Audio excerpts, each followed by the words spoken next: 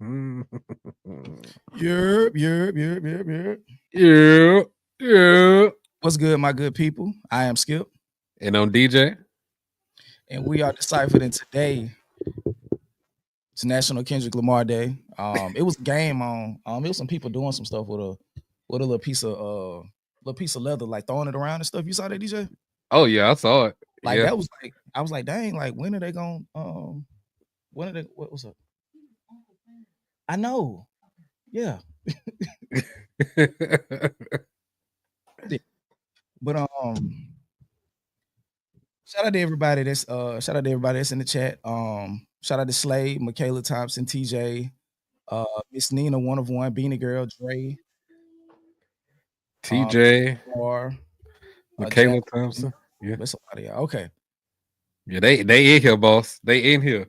Okay. So before we get started, in the chat, let us know what y'all thought of the performance overall. It was some stuff that I watched. I got to see it twice. Shout out to Akira T, Akira T, just became a YouTube member. Shout out to you. Make sure you picked either the 2, the 7, or the 14. We're about to get rid of the $3.99 and the $10.99 one. Shout out to Aaron Chase. He said Drake somewhat holding the kangaroo crying. Let me see. Okay. Our people in the red, white, and blue. That was dope. That was dope. Oh, it's the A minor chain for me. Oh, so that's what that was. It was Yeah, I actually was wondering. Yeah, I was wondering what that meant. I knew it was iced out A, but I didn't get that it was A minor. That's crazy. And then he he said well, okay, I want to start off. First of all, what were your thoughts about it, DJ? Great performance. Like, I mean, Kendrick, I got no complaints. Like, he did pretty much everything that I thought he would do in terms of an actual performance, like the overall, like aesthetic of it, the stage, the presentation, like everything was pretty much on point, exactly the way I thought it was going to be. So I wasn't disappointed in the slightest. I wasn't even disappointed in the actual set list itself. Like, I was really happy, to be honest, that he just kept it all current except for like 3 songs. So yeah, he did DNA. He did Humble. did. Both of those songs just recently with Diamond. So I think he kind of had to. I mean, I got the set list. Yeah, they did All the Stars. Humble and DNA, those are only old songs. Everything else was new. You no, got All the the Stars was from the Black Panther soundtrack. I mean, yeah, that's still a couple years removed though. That's what I'm saying. I'm talking about current as in G and X current. That's what I mean. Huh? Like All the Stars is not a new song, bro. No, I thought you were saying that song's not. Oh, I don't know what I heard, but anyway. Yeah, no. Oh, he did Euphoria. He did Not Like Us. He did TV Off. So from GNX, he did Squabble Up. Squabble He did Up, Man at the Squabble Up, Garden. Luther, Man in the Garden, TV Off, and Peekaboo, right? Yeah, and TV Off. Not like that don't count, but yeah, he did a GNX snippet, Squabble Up, Humble, Euphoria, DNA, Man at the Garden, Peekaboo, Luther, All the Stars, Not Like Us, TV Off. Okay, so how did you feel? Okay, because I saw the GNX when they was doing the little setup while they was getting everything situated. So I was like, Well, I saw it was under like a tarp or whatever they call it when they put over the car cover. So I was like, okay, is that a GNX? And then shortly after that, they showed that it was actually the GNX. So my first thought was the GNX snippet. Yeah. Because I hadn't seen the leaked set list. Yeah. And whoever my bad. I'm a little sick, y'all. I almost didn't do this. DJ was finna have to rock out by itself. Yeah. When I kind of had an idea that he was gonna do that. And I hadn't seen the leaked set list. And so whoever leaked the set list need their ass beat. Oh, I didn't know it was a leaked set list. It's been going around like all week, if I'm not mistaken. Oh, okay. Yeah, I missed that. But that's, I mean, at the end of the day, it's like okay, the set list got leaked, but I didn't see it, so I was still seeing everything for the first time. So Mhm. he the GNX snippet, Tiramisu, and then he he goes into a unheard second verse. What did you think about the second verse? I didn't really hear the second verse to be like, because I ain't gonna lie to you. As far as the snippet, I was just so hyped that he was actually playing it. Yeah, Like I think I kind of missed the second half of that verse, to be honest. Um, but just the fact that he even did it lets me know like that song is more than what we think it is. It's it's definitely, yeah, it's coming. Another album is coming. It has to be. There's no reason why you keep teasing and pushing this snippet without it being tied to something. It ain't just gonna be a Lucy, even if it's a GNX Deluxe, even if it's that. But something else is coming. Is basically what I'm basically 100% positive at this point. So yeah. Because when I heard that, I was like, okay, so he's definitely immediately. I went to Apple Music and looked to see the if snippet was there. if a new album was out. Because Oh, a lot okay. of people when they do it, they drop it immediately, like they drop it while or Uh right huh. after. Yeah. So so I was listening and I was like, that's dope. And then because it seemed like it's got cultural commentary in it. Like I know he said something about the government. I couldn't really hear it either. Because on the Yeah. first play of it, it sounded like his levels on his mic weren't turned up that much at the beginning. Yeah. Then maybe after Samuel, Uncle Sam Uncle comes Sam. on, I thought that Yeah. was dope because it kind of reminds me of it take me back to Pimp a Butterfly, Uh huh. where um he was I can't remember what song it is. Wesley Steer, and then for free he mentions Uncle Sam too. So I was like, Hmm. that's dope. Hold on. Somebody said Michael's a little low. Yeah, but when I played it back, they had already fixed some of it in the stream. So they had already turned some of it back up. So I was like, Okay. okay, cool. So I'm rocking with it. So then what came after the tiramisu? What did he go into next? The next song after that was Squabble Up. Squabble Up. Okay, um so like I said, I listened to it twice. Well, I watched it twice. I thought it got better as it went along. Hmm. But then when I watched it the second time, I think probably because I was like watching it um almost absorbing how people would feel about it. You know what I mean? Like Hmm. niggas gonna hate, so it's like you almost looking for shit, like looking for flaws in it to see or whatever. But when I watched it the second time, I was like, yeah, this is dope, bro. How how they moved so much while still um while still because that was a lot of space to cover. It That was was. a lot of space to cover. And then the Uncle Sam thing goes and he said the great American game. And then if I may be wrong, but I think the set was an American flag. Well, no. Well, the set was when they was doing the choreography, when they was coming out Squabble Up, when he was coming down out the steps, Mm. the dancers formed an American flag out of the colors of their clothes. Yeah. That's what the American flag was. But as far as the set itself, it was kind of like it was a almost like a PlayStation like controller symbol. Like it was a X, it was a triangle, it was an O, and it was a square.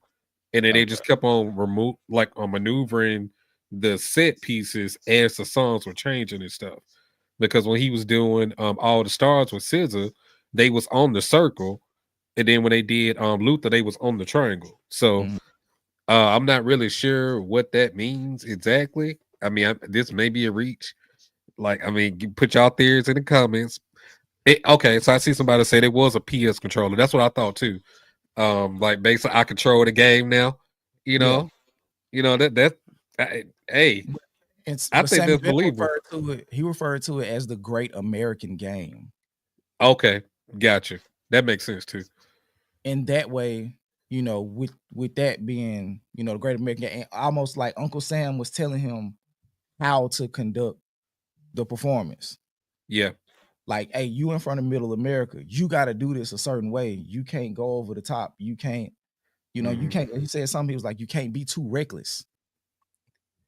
You know what I mean? It's almost like it was like a commentary on how hip hop is over criticized in Mm-hmm. Middle America. Yeah. So he almost had like a bunch of um he Uncle Sam wanted him to dumb it down, not dumb it down, but like make it softer. You know what I Mm-hmm. mean? To appease Middle America. But he was like, the revolution is the revolution is televised.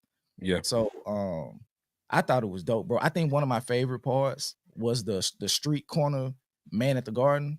Yeah. Mm-hmm. I, that's probably one of my favorite parts outside of, Not Like Us. Like it was so many parts of Not Like Us that like took Mm-hmm. it to the top. Like I jumped out my seat when I saw Serena. Just casually crip walking, bro. Just I ain't gonna casually. lie to you, bro. Listen to me. Listen to me.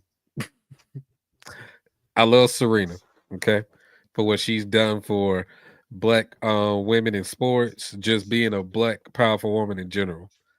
However, she cannot dance to save her damn life. But I am that's sorry. the point. Like I don't know if you ever seen the meme. Like she was crip walking, like I think on the tennis court, like after she won a game. So what Uh-huh. she was doing was recreating a viral moment. Oh, okay. Well, Yeah, so that's why she was doing it like that. okay. But let me get to the super chats. Shout out to Slade. I had a real deal beef in my past life. I'm talking life or death type beef, and I've never hated an op as much as Dot hates Aubrey. We can actually okay. I don't want to skip to it, but let me go to the next part. Shout out to Kamisha Smith for the super chat. I burnt calories to this halftime show. I'm Yeah. sweating now still. I'm sweating now still. Shout out to you for the super chat. Zero Fox 30. Don't be surprised if the deluxe comes out tonight after the Super Bowl. I definitely would not be surprised. Yeah. Um, A Day Love. Shout out to you for the super chat. The A is for PG Lang, not A minor. Okay, but the whole stadium singing that part was Chef's Kiss because I think they wanted to get to it. They wanted him to do it. They wanted to be able to share and be a part of that moment of the A minor. So Yeah. That's why they kept on like hinting at it throughout the performance itself. yeah. Did Like you it's see this? coming. Yeah. He Huh. said, I want to do their favorite song, but you know Yeah. they like to sue.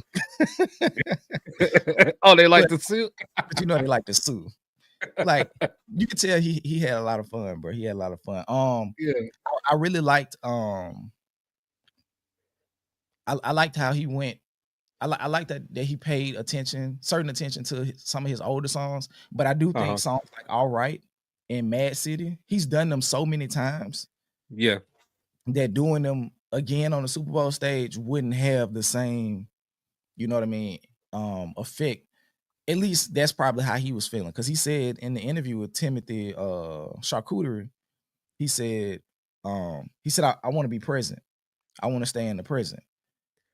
Because did So he do at the Compton Super Bowl show when Dr. Dre and them, did he do like King Kunta all right? he did All Right. I don't know if he did King Kunta, but I know he did All Right. And Yeah. I So I think mean, he did Mad City. Yeah. So yeah, I can see him not wanting to put because he just did the Super Bowl 3 years ago. yeah. So I would Hmm. so if I was him, I agree with him not doing it again. Yeah. I like the set list. I really do. I think it's I a do really too. good set list. And he didn't want to um do a carbon copy of the pop out either. Yeah. Hmm. So it's like, okay, let me give y'all some stuff that y'all haven't seen me perform and mix in some of my biggest songs like DNA and Humble and All the Stars. Because if I'm not mistaken, All the Stars is like eight times platinum, something like that. So it's on the way to Hmm. being diamond too. Yeah. Luther is a big song from the album. And then all the other stuff, Man at the Garden, TV Off is huge. Yeah. Squabble Up is big. We got a couple more super chats. Let me see. Shout out to Island Girl with the super chat. Hmm. And Gen X Gemini. Shout Hmm. out to my fellow petty Gemini King. It's up and it's up forever, and I love it. Yeah, when he went, everybody saying stuff, and it make me want to skip over to Not Like Us, but we're not ready to get there yet. Yeah, we ain't ready yet. 'Cause it's so much to this set, bro. I don't think I want to do like miss stuff that we can talk about. So Yeah. um let's see. Let me go back to the set list. Let's go. Yeah, Um, because after Squabble Up, he did Humble. And then I was really surprised. Like, granted, I mean, Euphoria is really good, but I'm kind Mhm. of surprised he did it though, to be honest, because it's not like I mean, it was just really just a part of because like not like us kind of transcended the beef in a sense, but Euphoria was like in the thick of it. You know what I'm saying? So I'm kind of surprised he did it, but I'm not mad at it because I love Euphoria. A lot of So people say that that's the best song from the beef in its entirety. So I think the energy that it delivers, mhm. I think it was good for the stage he was on. Cause it Yeah, cause he wanted Drake to know, cause it wasn't about Drake,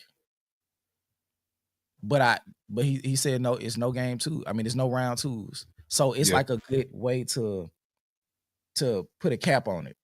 yeah, Like I started with Euphoria, I ended with Not Like Us. You feel what I'm saying? Like, hmm, so I'm paying homage to those two moments in this because they're pivotal to the overall situation. So it's like if I don't think he could have done any of the other ones in between because they don't carry the same energy. Like Not Like yeah, Us and Euphoria carry the same type of hmm, rugged, aggressive energy. So it was good to be a part of the set list. But I saw somebody say in the comments that the transitions were good. The transitions were phenomenal. Like how he yes, was able to cover the stage and get to one part, like how for Peekaboo, how they worked their way into because I'm thinking that was the X. hmm, Yeah, so him yeah. It working was, to the X, yeah, that was fire. And then you know when he said Peekaboo, like he popped it up hmm, into the screen. Like yeah. so I thought that was fire, bro. Like production wise, 10 A out of plus 10. plus plus. Yeah, A plus plus plus. There is nothing. I don't care what nobody say. There's nothing bad you can say about the production value of the show. yeah. 10 out of 10, There's nothing hands you can down. say about the production value of the show. SZA sounded great. Yes, I and was she I was looked great. I was a little worried about that. SZA sounded great. Hmm, Um, Kendrick did a fantastic job. Shout out to PG Lane first of all. First and foremost, they created a show to where he could cover so much ground and all of it felt like it was a part of the show. Like hmm, the was that yeah, when they did Euphoria and he cleared to the other side of the stage with hmm. the with the family Yeah, ties stuff. yeah, So yeah. I thought that was dope. So I think at some point I do kind of want to look into I want to watch it again and try to break down because whatever it is, it has something to do with America. I think it has something to do with middle America. Hmm. Um, so I do really want to like get into that performance and see what the exact intention was for how it was built out. But yeah, SZA did a great job. SZA did a Like he fantastic job. with that set list, I mean, he covered pretty much everything you needed to cover for the most part.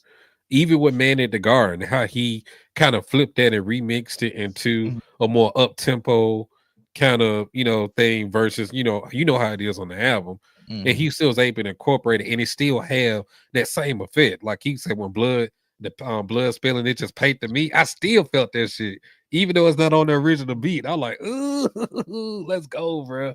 I love that shit. And you can tell that he's still on crash out time Mhm, because every time that he got to the point where he said something that was like, all right, you feel what I'm saying? Like anytime it mhm. drummed up that energy, he relished in those moments. Yeah. Like he looked in the camera and smiled when he said more blood be spilling, it's just paint to me. You I feel what I'm mean, he saying? looked at the camera and he was like, "Say Drake," and I he we looked were there. we were gonna get to that. You Oh, my bad, my bad. let me get to some more of these super chats. Yeah. Shout out to Andrew Franks. Opening with an unreleased track is a big move. It was bold too, but I think Mhm, him attaching it to Not Like Us at the beginning in the video, everybody that's seen the video has heard the snippet, and the snippet has grown legs over the last 6 to 7 months, or however long it's been since the Not Like Us video came out, to the point where they're asking for. Well, it hadn't been that long. I'm thinking about Squabble Up, but from it being on connected to the album release, that's what I mean. Because I'm talking about yeah. the other song. I'm talking about Squabble Up. But with it being like directly connected to the album release, I think people wanted to know, especially with it not being the full song and it just cutting off like that. Mm-hmm. It creates intrigue. It's like, oh, so it's more of this song. This may actually be a song that's going to get released. So I thought that was Yeah. dope. I thought that was Mm-hmm. dope.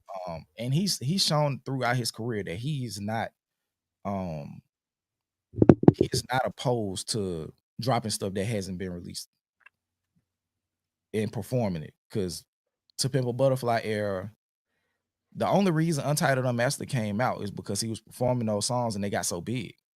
Yeah. You know what I'm saying? So Went Black of the Bear like that too? Like before we knew it was gonna be on To Pimp a Butterfly? Because Black of the Bear, it came out almost like a single, really, to be honest. it And did. it, yeah. But I'm It talking came out no, it wasn't. It wasn't a snippet. It came out as a full song. oh, well, maybe I thought it was a snippet when I heard it, but It came out as a full song, and I remember when I heard it, and it at the end, I was like, damn, like it seemed like he gonna do like the album gonna kind of sound like Section 80, and it kind of mhm. did with the jazz. Yeah, But yeah, I think him using Black of the Bear told a it told a big story about the album. So that was a good second single release because I was first, and yeah, then um yeah. and then Black of the Bear. Shout out to Kamisha Smith. Y'all gonna learn not to mess with 80s babies. We're a different breed. That's a fact. Shout out to the 80s babies. I'm one of Mhm. them. Yeah, yeah, yeah. Solo in the crowd. Shout out to you for the super chat. And to Kia Smith, it was everything. My daughter, I guess she recorded you on TV off. Lit, lit, lit, lit, lit. But yeah, man, it was okay. What's the set list? Let's go through it to keep me. Let me go back. All right, so yeah, so the Genet snippet, Squabble Up, Humble, Euphoria, and then after Euphoria became DNA. Okay, so what did you think about the choreography of the set from DNA and Humble? Like I really enjoyed it. I love the visual aspect in terms of like the color scheme that they kept it with. Like it was really Mhm. bold. Like it captures your attention right away. And even with some of the choreography, like Kendrick was in there doing the shit with them. Like he Yeah, just wasn't just like out front, just like rapping. Like he was actually doing some of the choreography too. So it wasn't like he wasn't involved or in tune with the entire performance itself. Like he had to keep up with the rest of the dancers to make sure everything flowed accordingly. And I loved it. And I seen people already online, I'm assuming it's the haters trying to critique it, saying like Kendrick don't have great breath control and this and that. I'm just like, bro, come on, dog. the same Like, dude who did on the pop out with no water. That guy.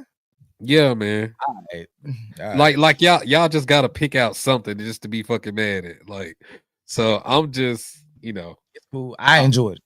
yeah, I I enjoyed it. enjoyed it. I I enjoyed enjoyed it. it. I was Like out of my seat. when I watched it back that second time, I was like, no, this is crazy. Cause some of those things, it was just like, is he going to do it? So when he did it, I was like, damn. I had no idea. Like, but I do think one thing that and it didn't hurt the performance. I hate that people were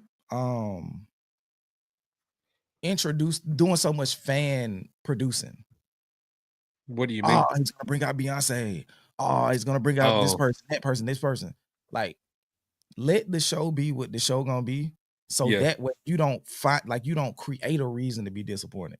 yeah. You feel what I'm saying? But Mhm. other than that, that joint was phenomenal. As far as the choreography, it was amazing. It was it reminded me a little bit of like the humble part kind of reminded me of the Super Bowl performance in 2022. Mhm. Like how they were popping out and shifting and all of that stuff like around Yeah. him. Uh, I thought that was dope. I liked how they came down the stairs. I mhm. don't know if it signified anything, but I thought that was dope. And it was a lot of people dressed in black. I wonder what they signified because I don't know. they didn't really Y- get a lot of on screen time, but it was a Yeah, I lot don't know. dressed in black that was like kind of in the periphery. Yeah, I know what you're talking about. Yeah, I don't. Like I said, I only watched it once. I watched it when it first came on, so I haven't seen it back a second time yet. I ran it back, started glitching. Like you watched it on YouTube, or you watched through like Apple I watched it Music? on YouTube TV. Okay. Hold on. But yeah, I watched it on YouTube TV. Remind me to delete the membership. That shit high as hell. Remind me to delete that membership. The YouTube. Yeah, I'm deleting that shit tonight before I go to bed. I'm not gonna do that. Yeah, I'm not doing that. Okay, so it goes into after DNA and Humble. What does it go into? After that, it was well, after DNA was Man at the Garden, the Man at the Garden flip. Yeah, and we talked about that. That was one. I think if I had to make 5 moments from the performance, that's definitely in my top 3. That's And definitely top 3. I like how he went to the Man at the Garden snippet, and that's what, like, before he even started, I kind of had the idea, like when you had the street light and the person on the street light, and it was shining down, like, you know, kind of like that moment that you have at the Garden to perform the light, the spotlight is solely on you, and I was like, he not about to do Man at the Garden, and then he did Man at the Garden. I was like, oh shit, I love that, bro. I love it. And I like how it kind of recreated. I know you tell me you seen New Jack City. Yes, I have. It's been a while, but I have seen it. So, but you know when they was like performing like just enough for the sit, like when they was like outside by the barrel, like I'm assuming the homeless guys. It reminded me of that. Like how the people in the back was harmonizing and making the beat, and then he was in front of them rapping. Like it felt like that. It was just some a dope ode to where we from. Hey, real quick, delete that membership after this live. Absolutely, I'm not paying for that. Real quick, make sure y'all hit the like. While y'all in the chat, make sure y'all hit the like. What was next after Man at the Garden? What did he do? Peekaboo. Yeah, this was as far as production wise, it was in my top 3 for that reason. Yeah, that was in my top 3. So I think Peekaboo was my second favorite part of the performance. What about you? Yeah, I like you said, I like how he was just popping up at every time with the Peekaboo. I thought that was fire.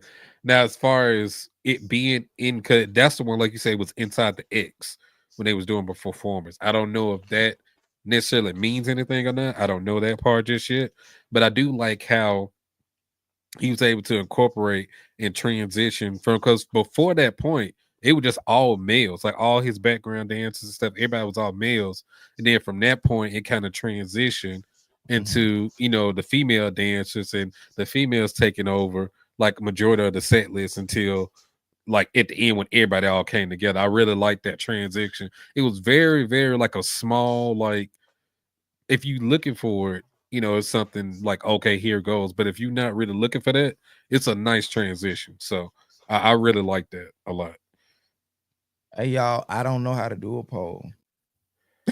I don't know how to create a poll in the chat. Let me see. Hold on. Let me see if I can. I don't know how to. But give me Well, one second. Drake ass over there in Australia with bullet holes in his He hoodie. all right, bro. He cannot be all right. I don't think under any circumstances he okay. I don't think he's okay. There's no way that he's okay. Smoke coming out and man, come on, bro. Come on, bro. Yeah, I'm sorry, y'all. I don't know how to do the poll. The best I could do is yeah, I don't know how to do it. I can make one after and put it up on the community side, but I don't know how to do it in Why here. you trying to do a poll? They was asking me to in the chat. Oh, okay. What did y'all want to poll for? I guess the favorite moments, I'm assuming. Oh yeah. And he didn't have any backtrack. That was dope too. But that's like rapping 101. That should have been one of our rules in the episode we did not too long ago. Yeah. If you're a rapper, you cannot use a backtrack. You cannot have your music playing behind you. Like it's just the beat and a few ad libs. It shouldn't be nothing else other than that. Let me see what other super chats we got. Shout out to Andrew again. The stage was a PlayStation controller. And shout out to K-Waves for the super chat. Lil Wayne would have had a seizure as soon as the second song started. Salute to Kendrick. We Kendrick, gonna get we gonna get to Wheezy in just a minute. Okay, we gonna get to him, but go ahead. this Super Bowl performance showed me, just performance alone, that you have to be a certain level of performer to get on that stage. Right. You can't just get on there and perform on a 30-foot stage or a 30-foot platform. You have to cover at least 50 yards of the football field in 13 minutes, probably multiple times. Yeah. And for people to say he didn't have birth control while he was doing all of that, and I never heard a lapse in vocal clarity. Yeah, I didn't either. Now I did hear kind of shifts in like the volume, like his actual volume. Like I think that was them just working out like the actual sound as they was going on. But as far as him rapping, no, I didn't hear no issues with that at all. Yeah, me neither. Shout out to y'all. It's 700 in the chat. Let's get those likes up to about 500. It's 700 in the chat. Shout out to y'all for pulling up, but let's get those likes up to 500. What came after? So, because I know this is when. So I'm thinking this part is when he went and spoke to the girls, and he was like he wanted to do their favorite song. Yeah, but people like the Sue, and then they did the little preview of it. Yeah, the little snippet. It was dope. Like the production value was dope. Like he made it a story. Yeah, he made it a story. And then that's when they went into Luther. That's when SZA came out. Yeah, when he said he wanted to slow it down. So yeah, he did. I love I love they chemistry. They back and forth. They look good together on the stage. On the songs, they really sound good going back and forth.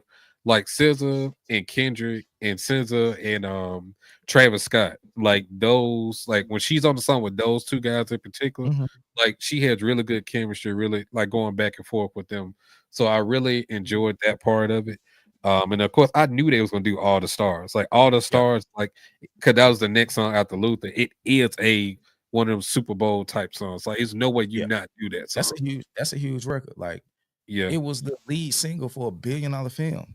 Yeah, like that's a huge record, and I think, like I said, it's not too far off from being a diamond record in itself. So, yeah, I think it was great song selection. I had a feeling like when he was in the car with Timothy, I do not Chalamet.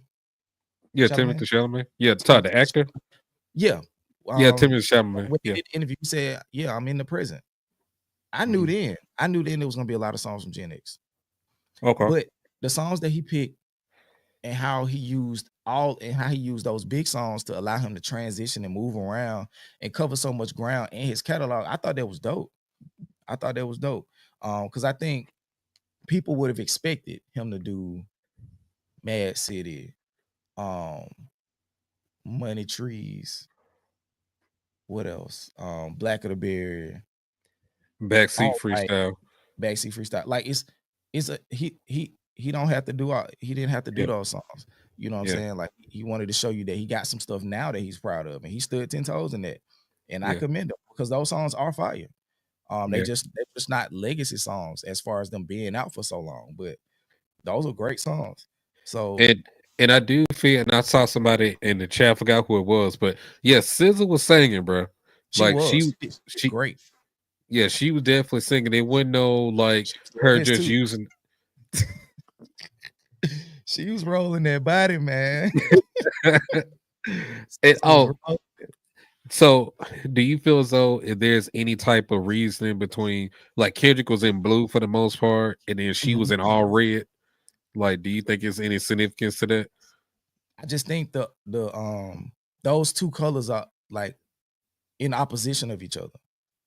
And if he's still carrying on the symbolism from the pop out with the red and blue, it makes sense. Because I also look at it as a continuation of the pop out in some essence, like with the red and the blues, but also it has the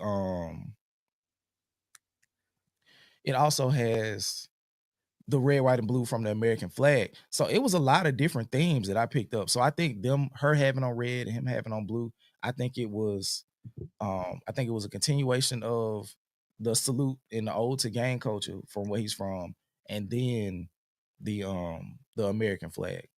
And I just think red and blue have a good clash. Yeah. So shout out to She, Moni. I see her in here. yeah, chill. I see you, Moni. But We about to get to it. We about to get to it. yeah. We working our way through it. What was after Luther and All the Stars? Not Like Us.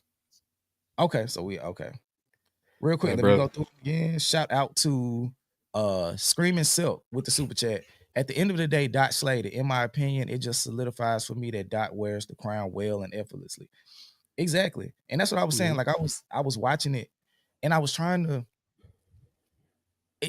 you watching him on that stage, you want to take the moment as something that he's doing, but you can't help but to look like, I don't know if rapper B or rapper C could do what he's doing. Yeah. You know what I'm saying? Like I don't know another rapper who could have performed at that level on the Super Bowl stage. Especially in his generation. That's kind of what I'm saying. I think So you don't think Drake could have did it? Not at that level, no. Okay. I think Drake, and this is being completely objective. I think if Drake did a Super Bowl, he has the songs. I just don't think Drake's a great performer. Yeah, that's what I was about to say. Because like I honestly feel as though he has the catalog to do a Super Bowl. Yeah, he's not a really good performer. So that's what I was about to say. That's the reason why I mentioned that. J. Cole could not have done that. I'm sorry. That's who rapper A was. I just didn't want to bring his name up. Like, I'm sorry. Watching that where I couldn't. J. Cole couldn't have did this. J. Cole does not. He doesn't have the catalog, nor do I feel so he can perform at that level. I just don't. I'm sorry. J. Cole ain't got that. So okay, so we go into Not Like Us. Right. I had exactly what he said before, because he had commentary before he went into the song. Yeah. I thought that was dope. I didn't get that. Like I said, I only watched it once. It wasn't anything just super duper over the top, but it just gave an extra something to the song. I like how he did a lot of ad-libbing and it feels like improv in the moment, even though we know he's rehearsed it. It just makes those moments bigger than they are. Yeah, that's him being in the present.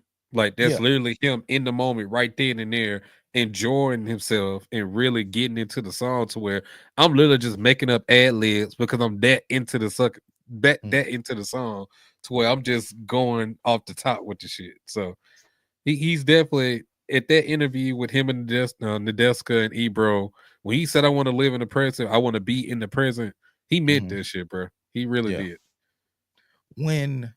Okay, so now we're at Not Like Us. Yeah. So I was watching it. He's going through the song, get to the part with Tizo. And I'm like, I wonder is he gonna slightly alter the song? No. He didn't change it at all. Yeah, he just edited out certain stuff. It had to be clean, but he kept the verse the same. The only thing he didn't say was PDF file. But as far as him doing everything else, like looking into the camera with the Say Drake, like that was one of the parts that like made me jump out of my seat. I was like, it was so many like wow moments with the Not Like Us performance. The Say Drake part, the crowd in unison saying A minor. A minor, yeah.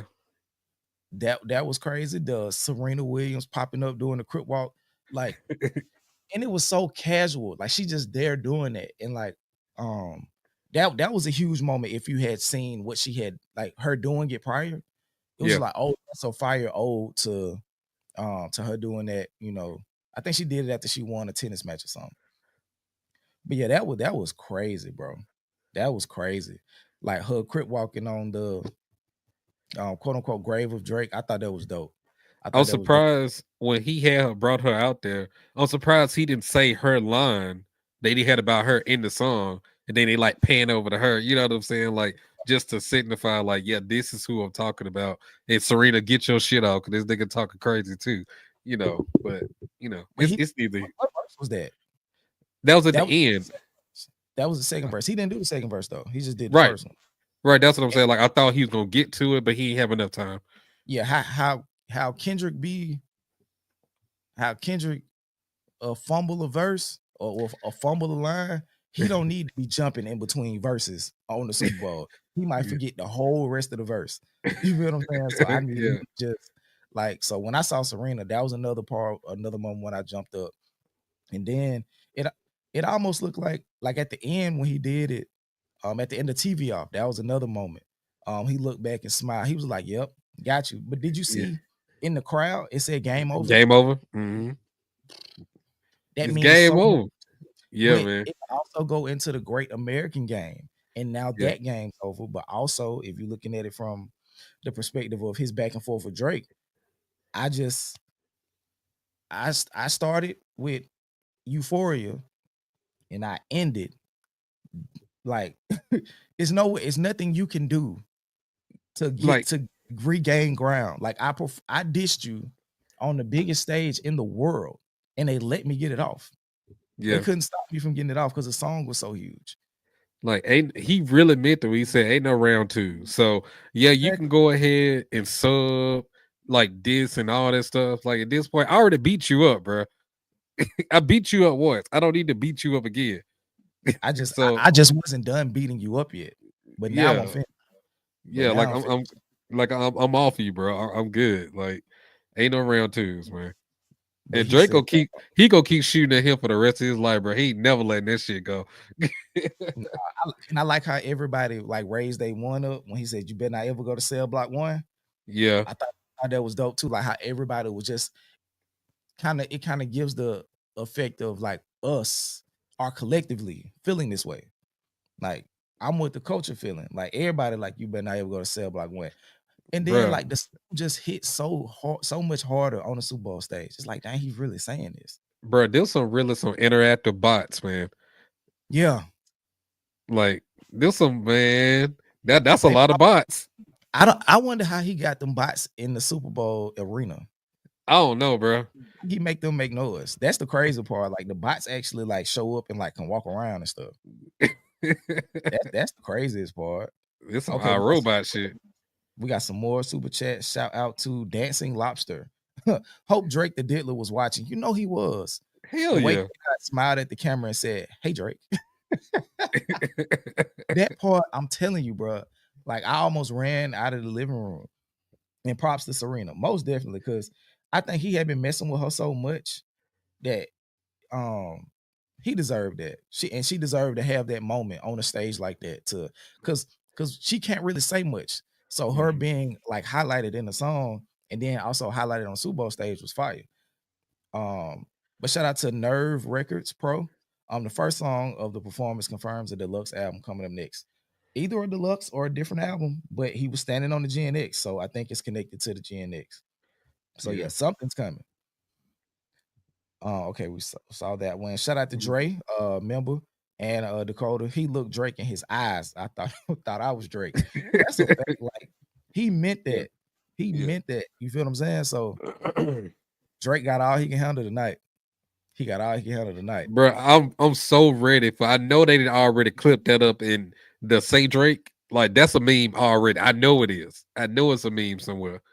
Like, this shit is not going away, dog. Shout out to Angelique Gibbs for the super chat. I screamed when Mustard came out. That was a dope moment for him too, man. That Yeah. was a dope moment for him. Let me see. It's art with words. That's fire. So y'all think this Grammy award-winning song is going to win an Emmy because this Super Bowl performance? Because of this Super Bowl performance, can and will be nominated. That man, If it get nominated and it win that, like, bro, like, the only thing he missing is a Tony at that point. went around it. Well, he need an Oscar too, because like if he attach it to Oh the yeah, movie, Oscar. but that'll be crazy if he win an EGOT off this song. If he becomes a EGOT holder off this song. Shout out to Peachy Keys, direct the camera, staring into his soul. That's a fact. That's Say Drake, bro. Like he snapped his neck into the camera. Yeah, that was very intentional. 100%. I hear you like I'm young. You better not say lock me up. So any chick that's talking to me and ain't in love, just make sure you hide your little sister from him. Like, bro, he's so bold, cuz. Party at the party, playing with his nose now. And that was crazy too. Like, it's like, bro, you really saying all of this? And Baca got a weird case. Why Hey, is he why around? is he around? Certified lover boy, certified. Like, I'm on him tough. Like, that was crazy, bro. And so I think the TV off performance was just a celebration.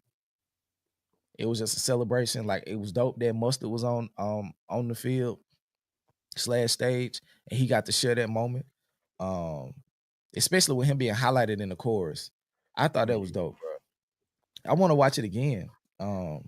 Like turn it when he was like, turn his TV off. Like he's looking directly in the camera, like, bro, he talking to you, bro. Like he not talking to me. He talking to you, Aubrey. Somebody please turn his TV off. Somebody turn his TV off. Because I know he watching it. So for his mental well-being, turn his TV off. Okay, we got about 900 in the chat. Make sure y'all hit the like button.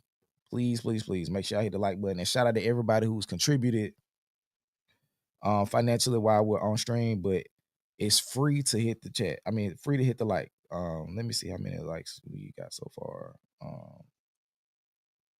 Nah, I ain't worried about it. Y'all will get it situated in the chat. So what are some of the moments that y'all want us to talk about that we might have missed? Let's see. So Dave just said was the 8 chain for Aubrey. It could be a double entendre for Aubrey or A minor. That makes sense to me. But everybody else was saying that it was for PG Lane. Oh, that's PG. Yeah. Oh, okay. Gotcha. And that Gloria jacket he had on was crazy. Oh, that's so that it did say Gloria on there, right? Okay. I thought I was tripping when I saw that. That's fire. That's fire. Gloria, get your shout out too.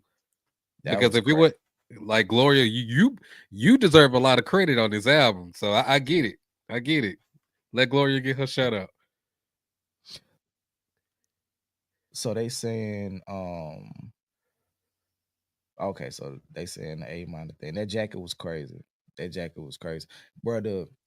What time is it in Australia? No, but he up. He up. It don't matter. He up. He watching this shit. Shout out to Bobby Bad News. That Uncle Sam, like when he said it's your uncle Sam, I was like, bruh.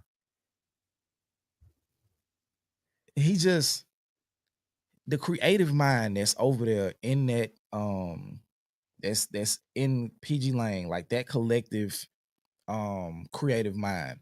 It's just amazing, bro. Like, and then for him to be able to tie into the theme of the Great American Games, that was just dope, bro. Like, just the storyboarding of building the performance out. It wasn't just a performance.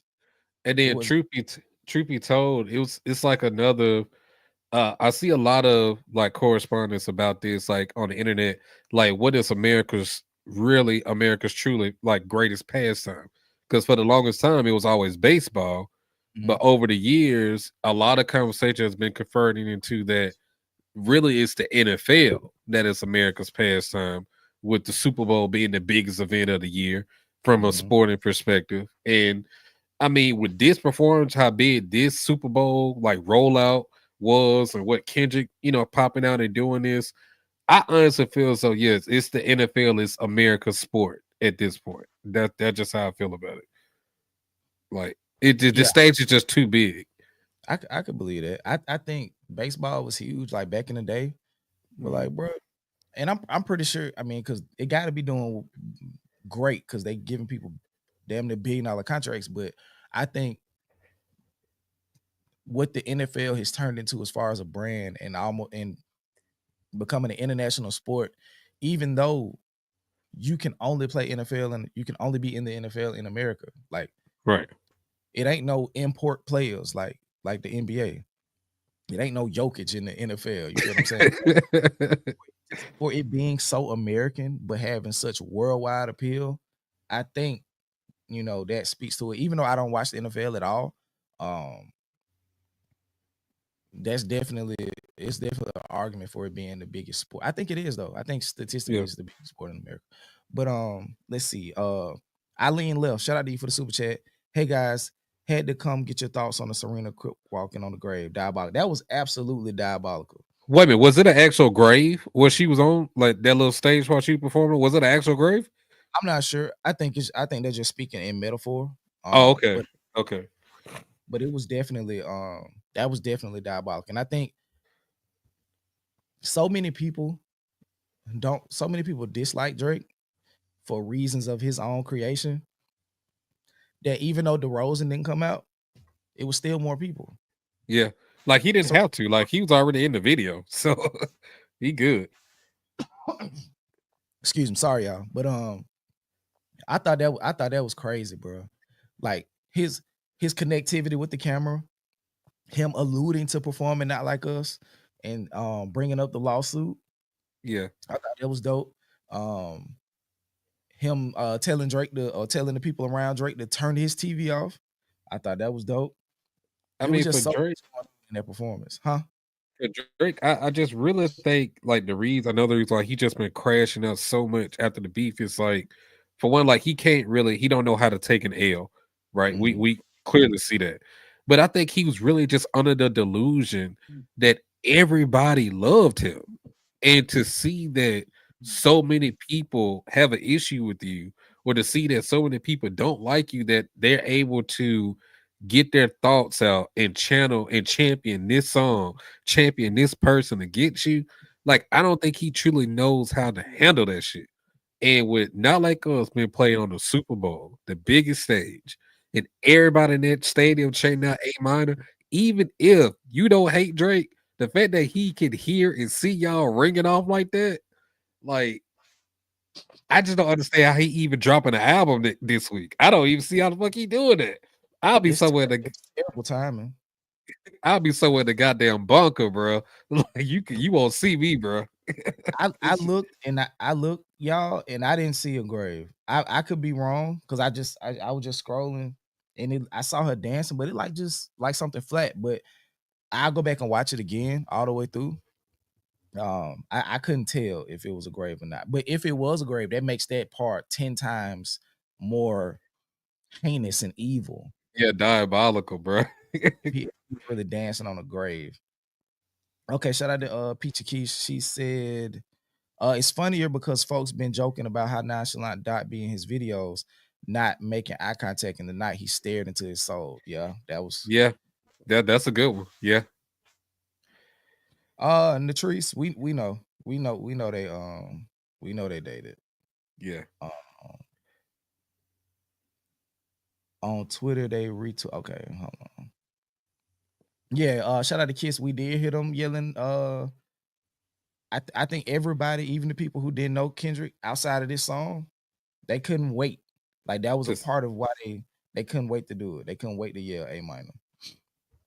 I want to perform their favorite song, but they like to sue. That shit crazy. That's crazy, bro. that's a fucking bar, bro. I just watched Oh, the shout out to KC. I just watched the halftime show again, and it's 100 times better the second time.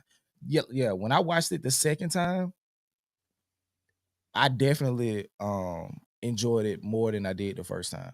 But one thing that we didn't talk about at the beginning, but how was all of them people coming out of the damn car?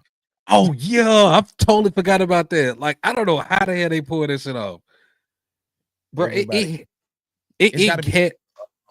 a platform under the car for them to come up through. Yeah, that's what I was about to say. Like, it had to be like a hole in the bottom, and they was Yeah, coming up because like where the camera angle was, you wouldn't be able to see if anything was under the car. So they yeah, had to be coming like out of the platform itself and just jumping out the car, jumping out the trunk. yeah. I'm just like, what the fuck are That's these? when I saw it at first. I was like, okay, it was 5 people in the car with him.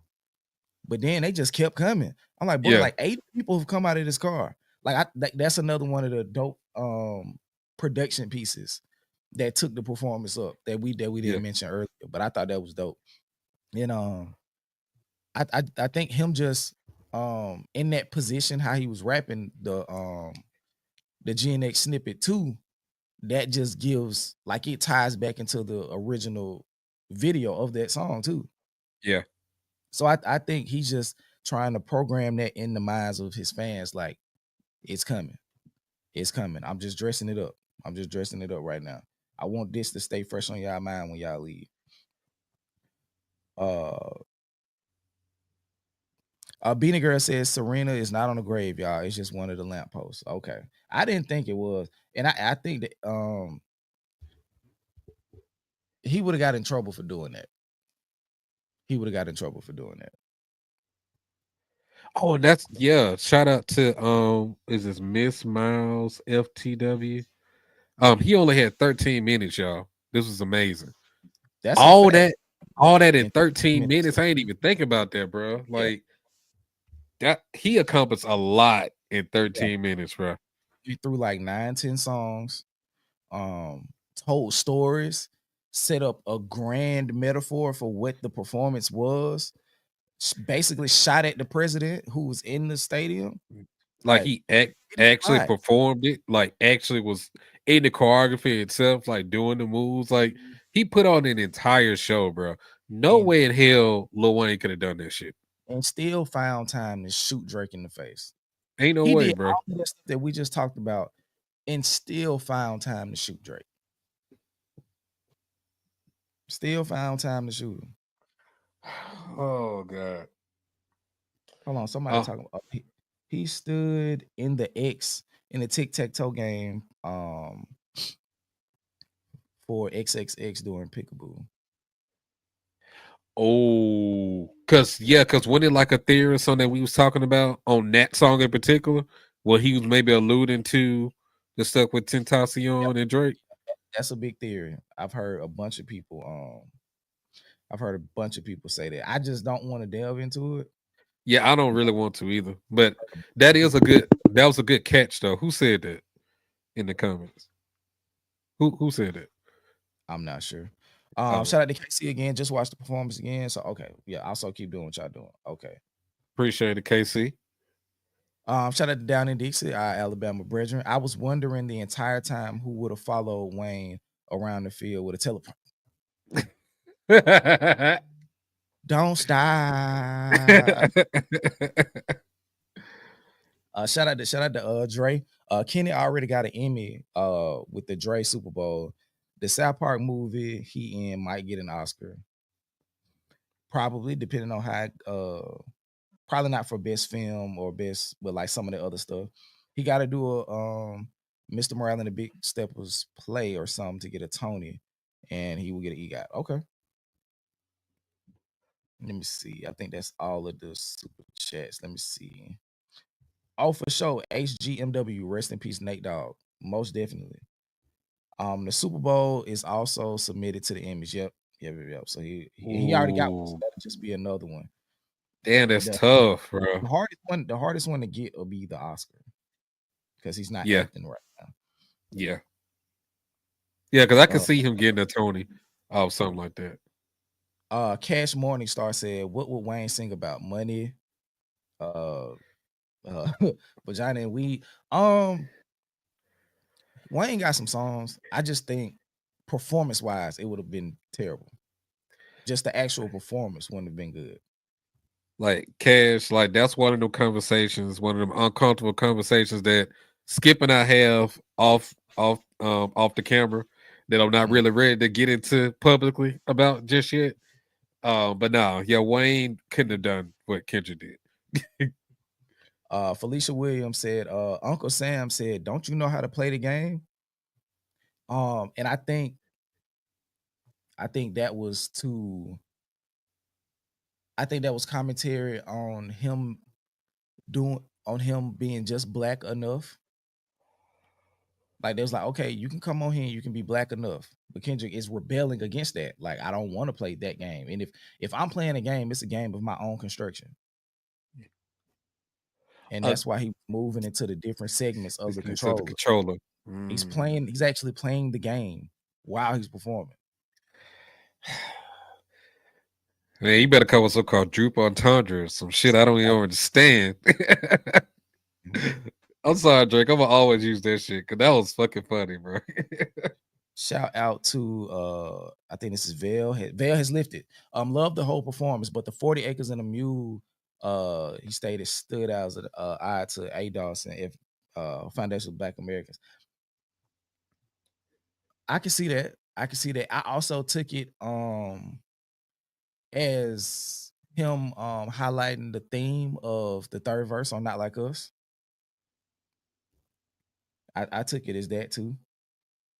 But that's a good perspective. Shout out to Always MIA. Do people want Kendrick to be deep or not, though, is the question. If he did something even more intellectual, they complain about that. He reached the damn if you do status. I agree, but I think a big part of how people look at Kendrick is, one, they don't necessarily understand what he's doing. So they get upset in that because they feel like they left out of the joke or of the conversation. So they hate on him for being smart just because they don't get what he's saying. And then when he dumb it down, they shoot at him for dumbing it down. It's like, okay, for you to be relevant, you had to dumb it down. So that smart stuff didn't work. So I think the people who meant to get it will get it. And it's a lot of people who get it. And it's a lot of people like us who take what he does, or just artists in general, and help make it put it on the level where other people who didn't necessarily get it can understand it. So all art isn't meant to be initially interpreted in the beginning. You feel what I'm saying? So Yeah. that's just how it's gonna go. What's up? Shout out to TB. The American flag built by black people. And that would make sense as far in terms of all the the black parts that you was talking about around when they was making the formation of the American flag. Them making the American flag is actually being, us being black and raising up. Like that's fire, bro. And That's then so also fire. like us building America. That's what I'm trying to say. Yeah. So I think that long white platform that was like that rectangle, Yeah, I in the think middle. that part was meant to be a flag. Okay. At one point, it was like a circle, and it was a lot of like red people in the red, white, and blue in the circle. Yeah. I think they were recreating the stars and stripes. Yeah, so I think that was a flag too. So I think the whole thing was representative of black people being just as American as anybody else. We just got our own different, we just got our own unique story. Yeah. Shout out to Moni in the chat. She said it's their fault that they dumb. That's a fact. That's a fact. Let me see. Shout out to Cole from BYNK Media. And y'all wanted Lil Wayne to do Lollipop for the Super Bowl. F out of here. Nobody wanted that. Nobody wanted that. Let me see. Okay, so KC said PG Lang was filming the making of the pop out. I mean, my bad. Okay, so let me see. Did she? Okay, here go theory. Okay, theory time. PG Lang was filming the pop out, and they might have been filming this and the Beef era. If they release a doc, it could be Oscar nominated. That'll be fire. That'll be Okay. fire. And I definitely can see them doing that because that takes them into more of the media exploits that they have. So I definitely can see that. Damn. Shout out to Screaming Cult. Screaming Silk. Just gifted 20 Decipher memberships. Man, hold on real quick.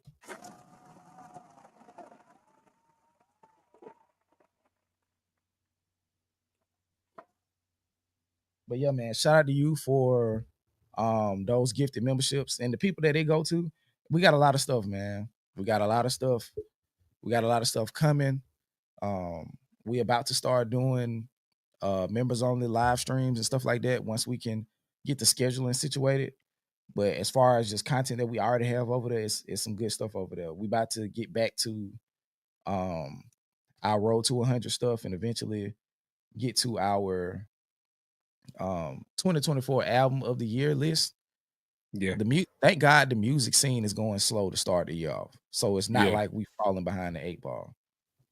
But let me see. I think shout out to Shift in the Fate. I think PG Lang Also still contracted to do some TDE videos, so that'll be awesome. Yeah, I just think they just separated, but so he could go into creating different things with PG Lang. I don't like DJ said, I don't think PG Lang is solely a record label. So I think that's why there isn't any friction for real with TDE and PG Lang because they're not trying to step on each other's toes. Right. Yeah, I don't think PG Lang is a record label at all. Like the only thing music wise I think will come out of PG Lang for a good minute is Kendrick. But And everything else that they oh, go and ahead. Baby King. Yeah, he supposed to be dropping this year too. Yes. Okay. But outside of that, I think they're just gonna be expanding their portfolio into like other forms of media. Like probably producing and making videos for people like when they want to shoot their actual videos, like almost kind of like a just a content hub for people Yeah, who want to go. Like if you need services done, things like that, we can help you with that. We can go and produce your shit for you, set up your stage shows and do like I can see that and I like that just as an entertainment unit. yeah. So I I really like agree. that. I agree. I shout out to Peachy Keys. She said, and that's why I feel like if 3 6 Mafia can win an Oscar, Kendrick and PG Lane definitely have a chance. I love 3 6 Hypnotized Minds, by the way. Yeah, and that's why I was saying I think if the song is connected to a huge movie, it could win one. Um, but I also think, like they said about the documentary, I think that can be a big opportunity for him to win an Oscar. And that'll make it even more of a payoff if it's something that like a feature length documentary that they created and that wins the Oscar. I think that's Mhm. doper than him winning just off a song, being connected to a movie. Look like the Eagles won. Yeah, they it's like a minute left in the game. They up 40-14, bro. I did Yeah, not see that shit coming. that ass Alabama bread. Um, I commodity 77. Shout out to you for the super chat. I always watching the shadows and love you guys breakdowns and commentary.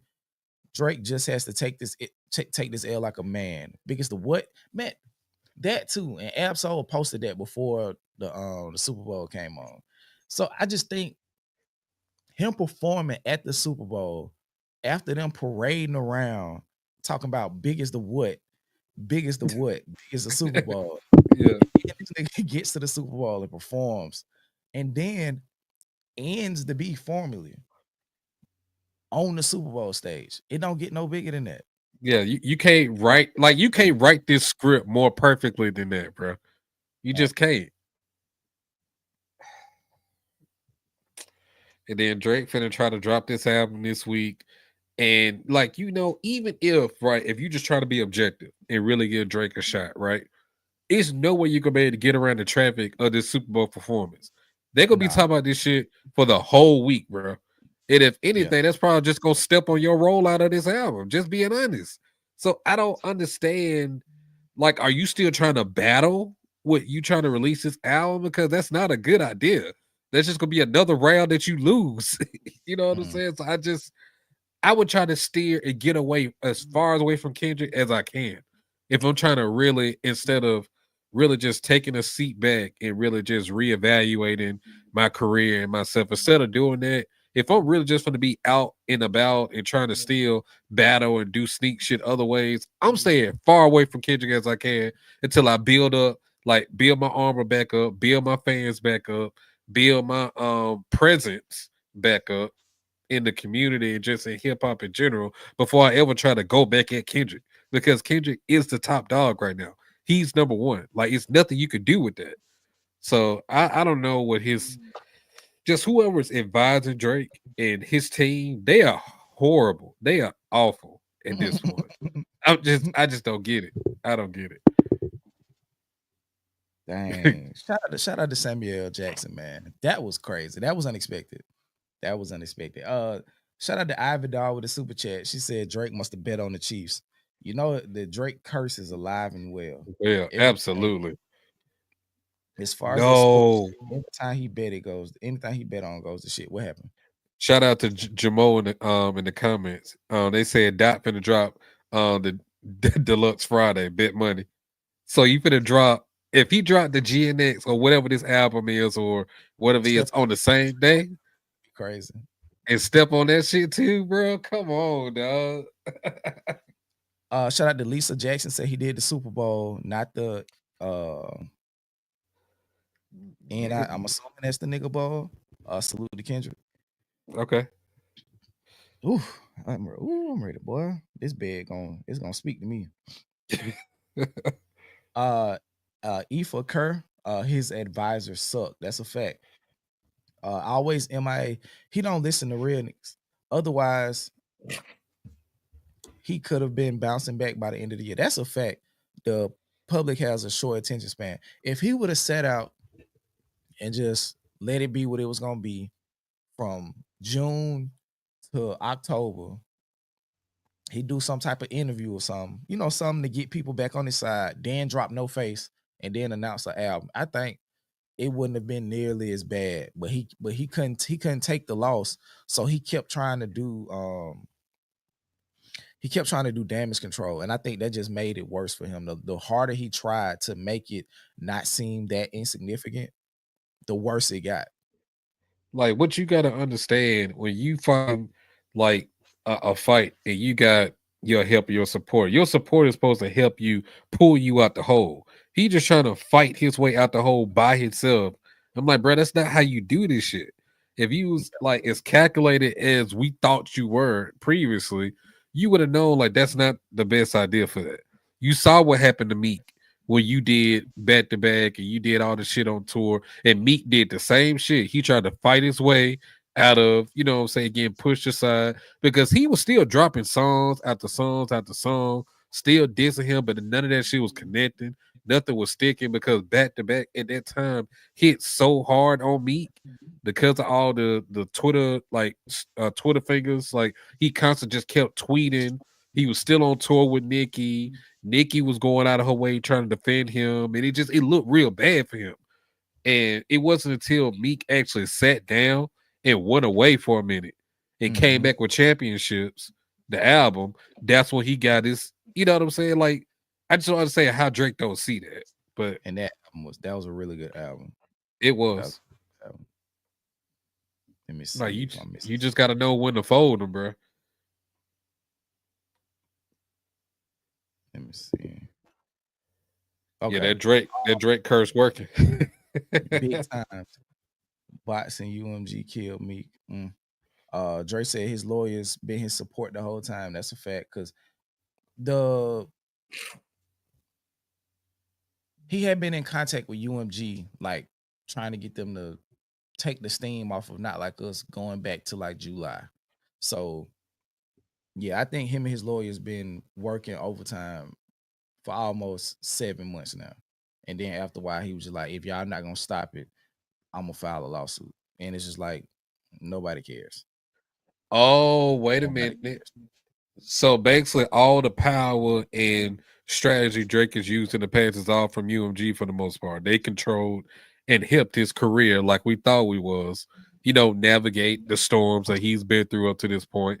And now that he don't have that support, now he out here looking crazy because he don't know what to do without that support. That machine that's been behind him. He don't know what to do.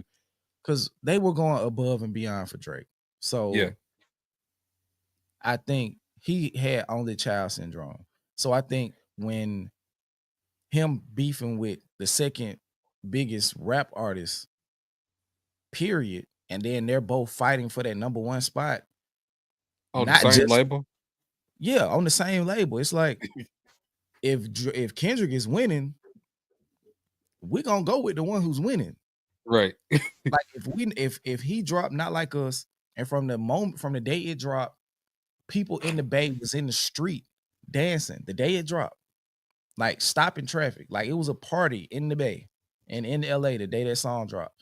UMG was like, oh, this is the one. We're gonna get behind that. They not getting behind it to bully Drake. They getting behind it. This is a huge song. Right. And then it has the ability, if we push it, to go so much higher, and we see where it got to. The damn song almost went diamond in a year. I mean, you can see what they did with Back to Back. I mean, granted, it didn't win the Grammy that it was nominated for, but it Mhm. still Back to Back was a huge song for some years, bro. Like it was pushed in all forms of media. You can, there's no way you can go without hearing Back to Back in some type of sports clip, movie promotions. Like Back to Back was everywhere. So if they did that for that, why wouldn't they do the same for Now Like Us? It makes no sense, bro. Shout out to Nadine. She said that halftime show was a load of shat, worst I've seen in years. Um, then Okay. why are you coming in halftime recaps? Because I guarantee your one opinion is not gonna sway the masses. So I She, mean you entitled to your opinion, but it ain't gonna move shit. yeah, and just let that be. If you keep up, if you keep on with it, we'll escort you out. But yeah, nobody she just made who I don't even and the crazy thing is you don't even be knowing if these be real people. Like that might be a dude. Yeah. Uh it was in the Daily Mail for that bad. Yeah, I got you, Nadine. Don't even worry about it. Don't even worry about it. I got you. I got you. Boop. See you later. See you later. I got you. Don't even worry about it. Yeah. Don't even worry about it. We have banished you to the shadow realm. It's cool. It is cool. You can say Yeah. whatever you want to say from behind that wall. But don't come over here talking crazy. Trying to hijack the stream because you mad um for whatever reason. And then the craziest thing is you probably or whoever that was probably ain't even really defending Drake. It just you being a hater because it's a big moment that everybody talking about right now. Hmm. Like, so it just like either way, just get the hell over, man. We ain't got time for that. Yeah. I seen you right where you want to go. It's crazy. You came in here just to get kicked out. Pretty much. And You came it probably ain't the first time. Yeah. I've well, I can't say I ain't never seen her because you never know, but I won't ever see her again. Like, I'm pretty sure that ain't the only chat that she done got kicked out of today. Oh, okay. I got you. I got you. Yep. And this is just one she can add to the list. Yeah. Shout out to Hot Commodity 77. Kendrick still made history in Black History Month. So yeah, it don't matter, boo boo. It's a your thing. Over your hoes, mad. KK said Daily Mail is now is a reliable source. Oh, okay. Yeah, Kendrick definitely did his thing. Kendrick definitely did his thing. It ain't no way to get around. You can say you can hate, you know what I'm saying, or you can have like um a critique of it, but to say it was the worst one you've seen in a long time is just crazy. And you coming over here to get attention, but it's cool. Don't worry about it. Bro, if he could have really got man at the garden off with when he just really spazzed out like with the I deserve it all, like you know how the song was, like look at like Drake directly in the camera, like nigga, I deserve it all. Like all of this is meant for me. You know what I'm saying? Like that could have just been like nutty for me, dog. Like, but I'm just glad he even included in the set list, whether it was like chopped up or not. I love that song. Yeah, because like I said, it was 13 minutes. And how many songs did you get off in the set list? 10? Let me count them. Let's see. Let me go back. 1, 2, 3, 4, 5, 6, 7, 8, 9, 10, 11. It was 11 songs. Okay. Shrimp Boogaloo said, I'm hip hop heads are posting crowd videos saying it was dead. Meanwhile, Gen Pop is like, I don't know who this guy is, but I loved it. And it's like, bro, like How, you how are already you go how, ahead. how are you even getting videos of the crowd exactly? Other than the big pan out shot when they did A minor in the game over. That's the only time you even really seen the crowd. So I don't understand what whoever's doing that. I don't understand what their intentions are with that. Yeah, man. People just hating. Shout out to Andrew. Man at the Garden is also a diss as it started the whole LeBron fighting Irish mess. Yeah. In our Man at the Garden breakdown, we was talking about that. Like it's definitely Drake and J. Cole shots in that song. And then also it hurt, like it hit 10 times harder when a diss is just the truth. Like I'm just speaking to what I actually do. Yeah. You know what I mean? Like I'm real. Like I have authenticity and integrity. And it hit like a diss to you because you don't. Shout out to Red Gun with the $5 donation. It's Steiger Woods. Kendrick just gave Drake his career back. He let him go so he can go over to Australia and get it back. Get it back. He just got to start over. He got to pass go again. Best Super Bowl since Prince from Gamma McGee. I don't know. The stage show was amazing. But shit, when did Prince perform? Wasn't it like 2006, 2007, something like that? I don't know. I as far as like best though, I mean the weekend up there. I mean, if you want to consider Super Bowl, I liked Rihanna. She just wasn't able to be super duper mobile, but I liked hers yeah, too though. you know, the weekend is probably one of my favorite ones. I ain't gonna lie to you. Like he did his thing with that one. Let's see. I'm reading these comments. Hey, get my brother his ball back. Pretty much. Gamma McGee. The direct look into the camera. Say Drake, I hear you like I'm young. With a full smile was everything. Yeah. Yeah, that was crazy. Now, as far as like, oh, here goes somebody else. Super Stick. I'm gonna let you get your 5 seconds. Worst show in the history of the Super Bowl. But I got you. Don't worry about it. Don't worry about it. Out of there. Out of there. You got your 5 seconds. Now you out of here. Now you out of here, buddy. That's what y'all be wanting. Y'all be want to get highlighted. Cool. I'll highlight you and then we'll forget you existed 5 seconds later. like, is this the first time we ever had like trolls on the live? Because I don't. No. Oh, okay. I just usually let the moderators get them. Okay. Okay. Here going. Hey, y'all just handle them. I'm not finna keep getting them time. I'm not finna keep getting them time.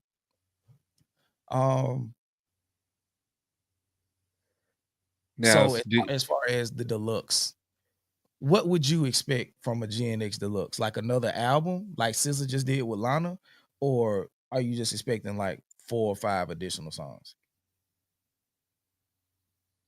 I think it's more. I think it's gonna be like you said, like the Lana situation, where it's essentially gonna be another album, but it's just gonna be GNX deluxe. Okay. Now, granted, I don't necessarily like that per se. I mean, I know I've spoken to you about that, off camera, but if it's Kendrick, like at this point, I'm just gonna move my goalposts on this, and I ain't gonna lie to you because I'm just ready to hear like whatever else he got in store. Because I was really kind of satisfied when we was having a discussion about GNX being such a complete album already.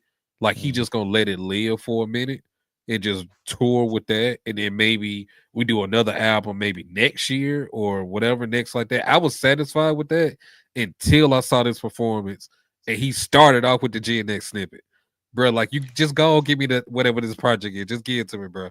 I'll take it. And I think the branding that he did with that song, like allowing it to be just introducing the world to the GNX album. Yeah. And it's 2 GNXs in that video. It has to be connected to the GNX brand. Yeah. You know what I mean? And then he performed it today on top of the GNX. So it's like, I don't know if he could put that on something that's not connected to GNX. Yeah. You feel what I'm saying? Yeah. Let me see if we got any new ones. Shout out to Red Gun, 11 songs, like the age of Drake's alleged dog. I just think he fit in what he could fit in. Yeah. I mean, I don't think it was meta commentary on the age. Like, granted, I mean, yeah, we know Kendrick, is very, calculated and meticulous, but I don't think it's that. I think that's a little bit of a reach. That's a good theory though, but I don't think that had nothing to do with that. Shout out to Dre. Skip, thoughts on J. Cole's mental health after this Super Bowl. I think he all right, man. I think he all right, but I also feel as though whatever those envious thoughts he's had about Kendrick throughout his career, is definitely magnified in a sense because, like we've always said it, like we've said this several times, like Drake and Kendrick always saw Kendrick was gonna be little bro. And the fact that over the years he just gradually, not gradually over time, surpassed them and Mm. notoriety and just the music itself. Like this is just another accolade that he surpassed them in. So like you can't help but be like, damn, that could have been me. Or like, damn, like how this nigga got that instead of me. Like, you know what I'm saying? Like as far as like hip hop, Drake is fine. I mean, J. Cole is fine in terms of like hip hop. Like I think he got his fans back for the most part, and people are still excited to hear the fall off. So in terms of hip hop, I think he's fine. But in terms of like his personal view with Kendrick, if it truly ain't no real static there, then it is what it is at this point. Yeah. I think as far as from Kendrick's point of view, I don't think he'll fuck with J. Cole for real going after this. Like I think um he looking at it like, oh, you was playing with the op. You became an Yeah. op. I don't care how you feel now. You a op. I'm not going to make it a thing like to attack you, but I see who you are now. You can't Yeah. hide it, you can't sugarcoat it. You know what I mean? And just from J. Cole's point of view, watching the Super Bowl, I think a part of him is like, I'm glad this energy isn't directed at me. Yeah. Yeah. So he can go into what he was doing. Yeah. He can prep for the fall off and Like get on out of here. I think J. Cole took a lot of his Go like ahead, I'm finna get some water. I think J. Cole took a lot of his heat head on early on in the beef with him apologizing, and people had so much to say, and people still have a lot of shit to say about his apology. And then he like Port Antonio came out and he kind of doubled down on some things and basically sided with Drake in that. So, but for the most part, with the rollout that J. Cole has done with the 2014 Forest Hills Drive and the podcast and all the different stuff he's done since then. Like he's been able to fight through the heat that he's dealt or that he's been given and just really cultivate his fan base into where they ain't going nowhere. Now with Drake's fan base, I feel as though it's just more so out of spite, not so much that they truly love this nigga. It's just like they don't want to lose like Drake losing, so they just fighting the uphill battle for no reason. But Yeah, it's not necessary. yeah, Just salute him, cause yeah, you're making it so much tougher. Just salute him and keep moving, right, cause y'all fighting against the current. Just go with it. He lost, and it's cool. But y'all trying to act like, oh, the moment not that big, or Kendrick ain't nobody. Drake restarted his career. All this, that, and the third. It's like, brother, on what earth? Like Kendrick had said, like all of those accolades that he had. When was his career ever dead in the water? Like he just came off the Mr. Morale tour was the highest grossing hip hop tour in history at that point in time. they only say that because he don't drop music like Drake do. Like Drake drop an album every year. So if Kendrick ain't doing that, then saying his career is dead. But at the same time, I don't understand how y'all can hate on Kendrick when Cole is kind of similar. Like he don't drop every year. Like he drop one every couple of years or so. So I'm like y'all just being hypocrites at this point. But that's neither here nor there. Shout out to KK. She said, I think Cole new narrative will be that he's not corporate friendly like Kendrick.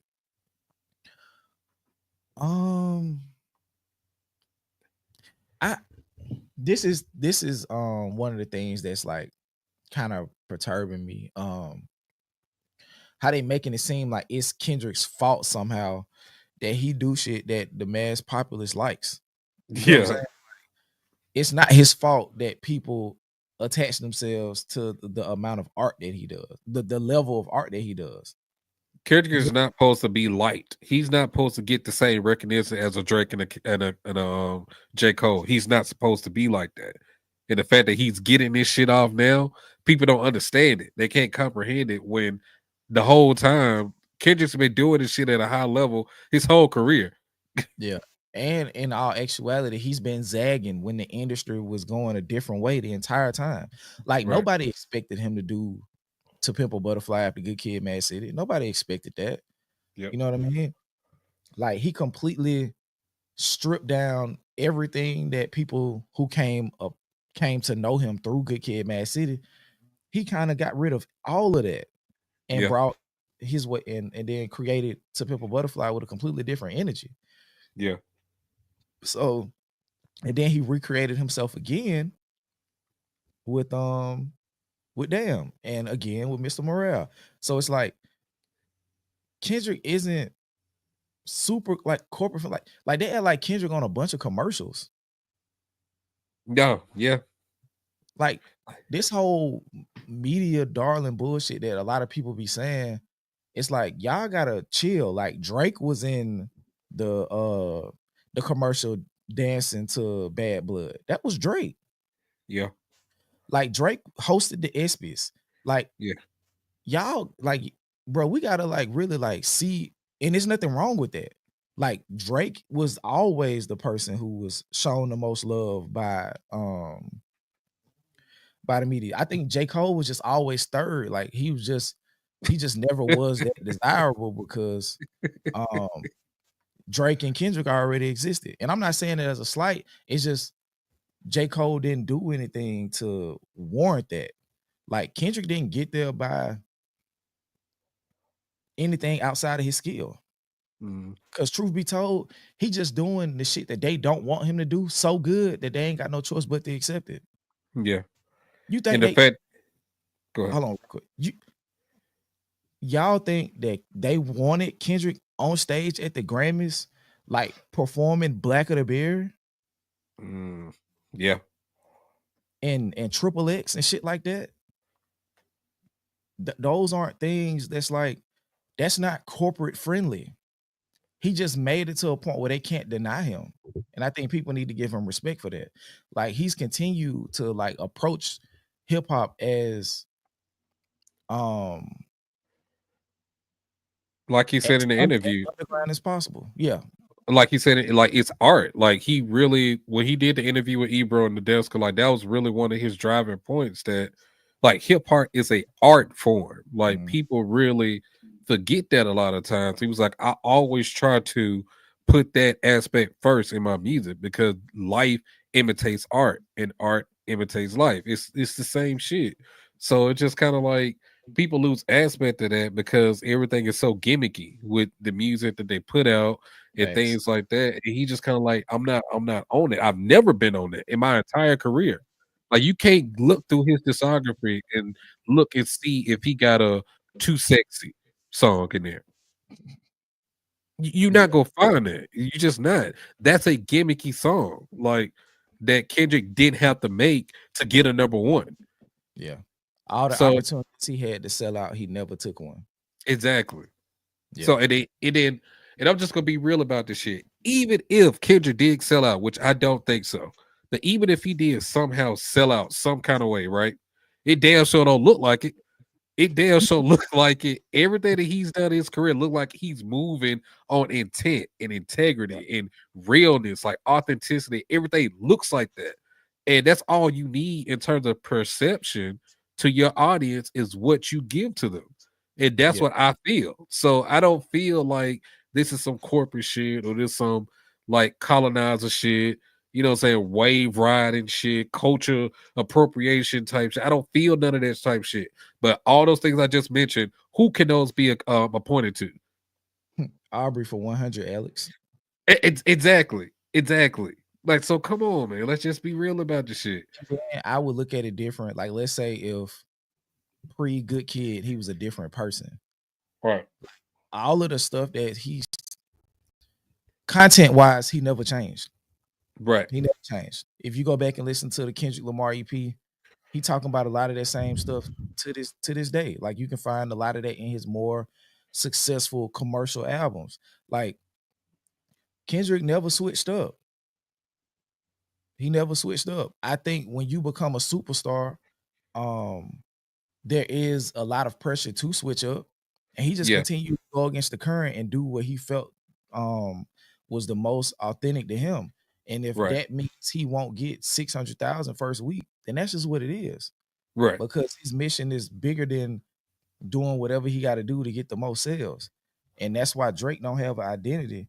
And that's why J. Cole put himself in a position where um now he doesn't really know how to present himself. Yeah. Because if we being honest, J. Cole hadn't put out an album in 6 years. Because not like, I mean, not like us. I'm tripping. The Off Season and Might Delete Later are not albums. He hadn't put out Yeah. an album since KOD. Which is And I think a crazy. big part of that is like him not knowing how to properly present himself, like from a position of, okay, this is an album. This is how I see myself being presented at the highest level. And this is what I want to push to the people. Right. But when you being yourself the whole time, it's easy. All you got to do is do the work. Yeah. And I'm not saying that J. Cole can't do the work. I hope he does. I hope the fall off is everything he's propped it up to be. But if not, it's gonna be a lot of disappointed people. Yeah. You feel what I'm saying? So that corporate shit is just, it's crazy that people be saying that, like be treating it like it's something real. Shout out to Marcus T. He said 10 million people just saw Murder at halftime. No. 120 million. On average, 127 million people watch the Super Bowl every year. Shout out to D2B2 with the big time super chat.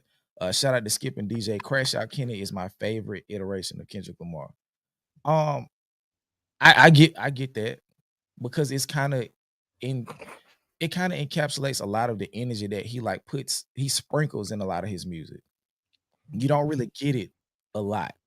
You know what I'm saying? Like, so this one, it seems like he just more like he not slapboxing. If you step in the street with him, you running the risk of getting knocked out. So Right. I think it's a lot of his K-Dot energy too, like from Like earlier in his career. Like I don't think like we're gonna get like another like direct like full Drake song like Drake diss ever from Kendrick. I mean, it would Drake would have to really just say and do some real egregious shit. I feel for him to truly like respond with a whole song. Like he may get like a little sub here and there, but for as far as like giving him direct attention anymore, I think that's done. And I think the crash out part of Kendrick now is him just staking his claim as the number one artist. So yeah, I'm crashing out and doing everything I need to do to solidify my spot and keep my spot as long as I want it. You know, say I only give it up when I'm ready to move on to something else. Yeah, because he said at the performance, he was like, I think he said they like tried to rig the game, but they can't fake influence or something like that. Yep. And I think that goes to the people who know have always known, like from Good Kid, Mad City Forward, that Kendrick is special. And by the time To Pimp a Butterfly came, it was like, nah, he's the best of the three. Yeah. Like, well, he's the best of his generation. And then you get Damn, and it's like, okay, he won a Pulitzer. This album is amazing. We looking at him like top 25. You know what I mean? And all the stuff that happens after that. Now it's a conversation that he's top 5 dead or alive. You feel what I'm saying? So like, Yeah. I think he's just like, oh, y'all caught up. Like the masses are catching up. But the people who really like into hip hop for real know that I've been the greatest this whole time. I don't even think like, go ahead. Well, go ahead. I'm gonna let you finish your thought. It's a comment I want to go to real quick. Okay, And let me get but this go ahead. last. Habitual Line Stepper 69 said, well, shout out to you with the super chat. She said the revolution about to be televised. They picked the right time, but the wrong guy. Kendrick said a lot of his performance. He definitely did. Definitely did. That's interesting. I do want to take all of the aside comments that he made. Yeah. And like, I think we probably break down his performance. But what who said the comment? Is Base.Beauty. They said it was underwhelming and rushed. It picked up towards the end, but I had my expectations higher. I thought the New Orleans culture would have been a part of it, like adding the band or the NOLA bounce or a mix of one. Okay. I was just gonna dismiss this as trolling until I just kept reading it and towards the back end. And this is something I kind of want to address, and it really actually goes into one of the other topics that I wanted to talk about. Right. I really hate that this narrative that they've gone into in terms of not just this person in particular. I'm not bashing this person here, but just like overall, like media is you gotta cater to the town that the Super Bowl is in, or the artist who's doing the Super Bowl has to be from the city and this and that. Like the Super Bowl has never been that. Like Never. when it went other than the Compton, like the Dr. Dre performance, when had you ever seen a performance where it was catered to the city that it was in? It's never been that. So to expect that from Kendrick in this situation, I think you're doing yourself a disservice. And I think you're really, what I'm saying, putting yourself in a situation to be disappointed, thinking there's gonna be one thing when it's not. Now, wouldn't it been cool to have? Because I think me and Skip, we was talking about this. Like, if he would have brought out like Grambling or Southern, what I'm saying, to do the horns and the bands for Not Like Us, that would have been great. That would have been a huge moment. I get that. However, if they did come out, like, I'm okay, because it's not even about that at this point. It's about Kendrick, and it's Yeah. about his message and his image that he wants to portray to the Super Bowl and everybody who's watching. It's not about New Orleans itself. It's not about that. Yeah. And And why would he be beholden to remixing his songs to cater to the New Orleans sound when right. Like Us itself and TV Off have New Orleans elements in the song? Yeah. So just him playing those songs alone is enough of a homage to the city that he's performing in. He don't have to do anything extra on top of that. Anything extra outside of the song itself, I feel is just like him just going above and beyond. But that also brings me into, I want to talk about the Wayne the Wayne commercial, Mhm. the Cedarfield commercial, the rollout he did for that. Then at the very end, he talking about yeah, he all ashy and shit. He talking about the guy gonna come up and flash the 2 Super Bowl tickets. Talking about, hey, we going? No, time is sensitive. Get out of here. Like, man, you get your bum ass the fuck out of here. Like, That wait, was like, crazy. That was like crazy. that was so fucking cringe, bro. And that was so disappointed in Wayne. Like, bro, you have really let this narrative that the internet then fed you turn it and feed it into a rollout for the Carter Six, bro. Like, that's insane, bro. That's so nutty, dog. Like, Do what you gotta do. Do what you gotta do. I ain't mad at it. You feel what I'm saying? But whatever the case is, but somebody else said in the comments, they was like, the New Orleans tribute was pre-show or pre the game starting. John oh Baptiste, he yeah, was uh-huh. Lettucey is also from New From New Orleans. Orleans. Yeah, She Holly from Grove. she from New Orleans and from the Bay. So a lot of the open homages were in the pre-show. Right. So you have to account for that too. Like they actually had New Orleans artists. Now, like DJ said, like it's not meant to highlight whoever like the biggest artist from that place is. Because if you're doing that, you're seriously limiting the reach that the Super Bowl performers will have. Imagine Right. if they did the Super Bowl in Chicago. Who gonna perform? Lil Dirt from jail. Who's gonna perform? Well, I mean, you could Kanye not gonna do that shit. Kanye is not gonna cooperate. Exactly. So if you do the Super Bowl in what's another big market? If you do the Super Bowl in Miami, who's gonna perform? Trick Daddy. Rick Ross. You know what I'm saying? Trina. Like, because I'm assuming is because Bad Bunny is not from America, right? I don't know, actually. I really don't. Or if you do Texas, who's gonna perform in Texas? Beyonce already performed. Yeah. You see what I'm saying? So like you're gonna be in the same two states. You're gonna be in New York. I mean, just them doing, I'm not sure what happened with Skip, but I do agree, like the intent to highlight New Orleans in general, like was given in the pre-show. Oh, Like all those They tried to kick me out the stream. I'm back. Yeah, man, bro, this kicked you out your own stream. That's crazy. but yeah, like you said, like all the acknowledgement and the praise for New Orleans was done through the pre-show. Having those artists, like John Baptiste and Legacy, do the national anthem, and then they what was the other song they did? Lift every voice. Yeah, lift every voice. Like that's Hey, them. oh, okay. That's what I wanted to talk about. We got completely away from. She did in a bruh. Her performance was a 14 out of 10. Lettuce's performance was a 14 out of 10. She did amazing. What you reading? I was trying to make sure I didn't miss no other comments. Okay, let me catch up on the super chats. Yeah. Shout out to Darian. He said, I app y'all 99% of us is lost. I appreciate y'all. 99% of us is lost. And the reception, I'm guessing the reception on this halftime show showed me this. Folks talking about Wayne, man, please. Yeah. Shout out to D2B2 again. I don't want you monkey mouth sitting in my throne again. Get out back in here. Shout out to Darian again. The goalpost started moving ever since Drake started to get punched on. I bet Drake would have stole all that. He would have stole all that no bounce, just like he does every other genre.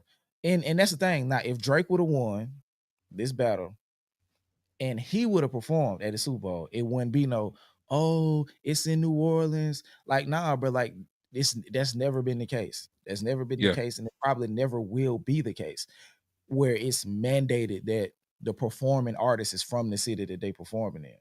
Now, in that situation, people just would have expected if he would have been like that, and with him being attached to Wayne, you would just bring out Wayne just because. So I don't even think that narrative would have came up, you know what I'm saying, in this situation. I think it's just because Kendrick won, and they just trying to move the goalposts to discredit what he's doing right now. Yeah, because I don't know if you've seen it, but now the after they spent months trying to delegitimize Kendrick winning a Grammy, now they're back celebrating all of Drake's Billboard wins. Yeah, I saw that. So it's like so it's like awards only matter when your boy wins. Yeah. You know what I'm saying? Oh, so Grammys don't matter. Grammy is the white man award. Then what is Billboard? It's the same shit. It's ran by the same people.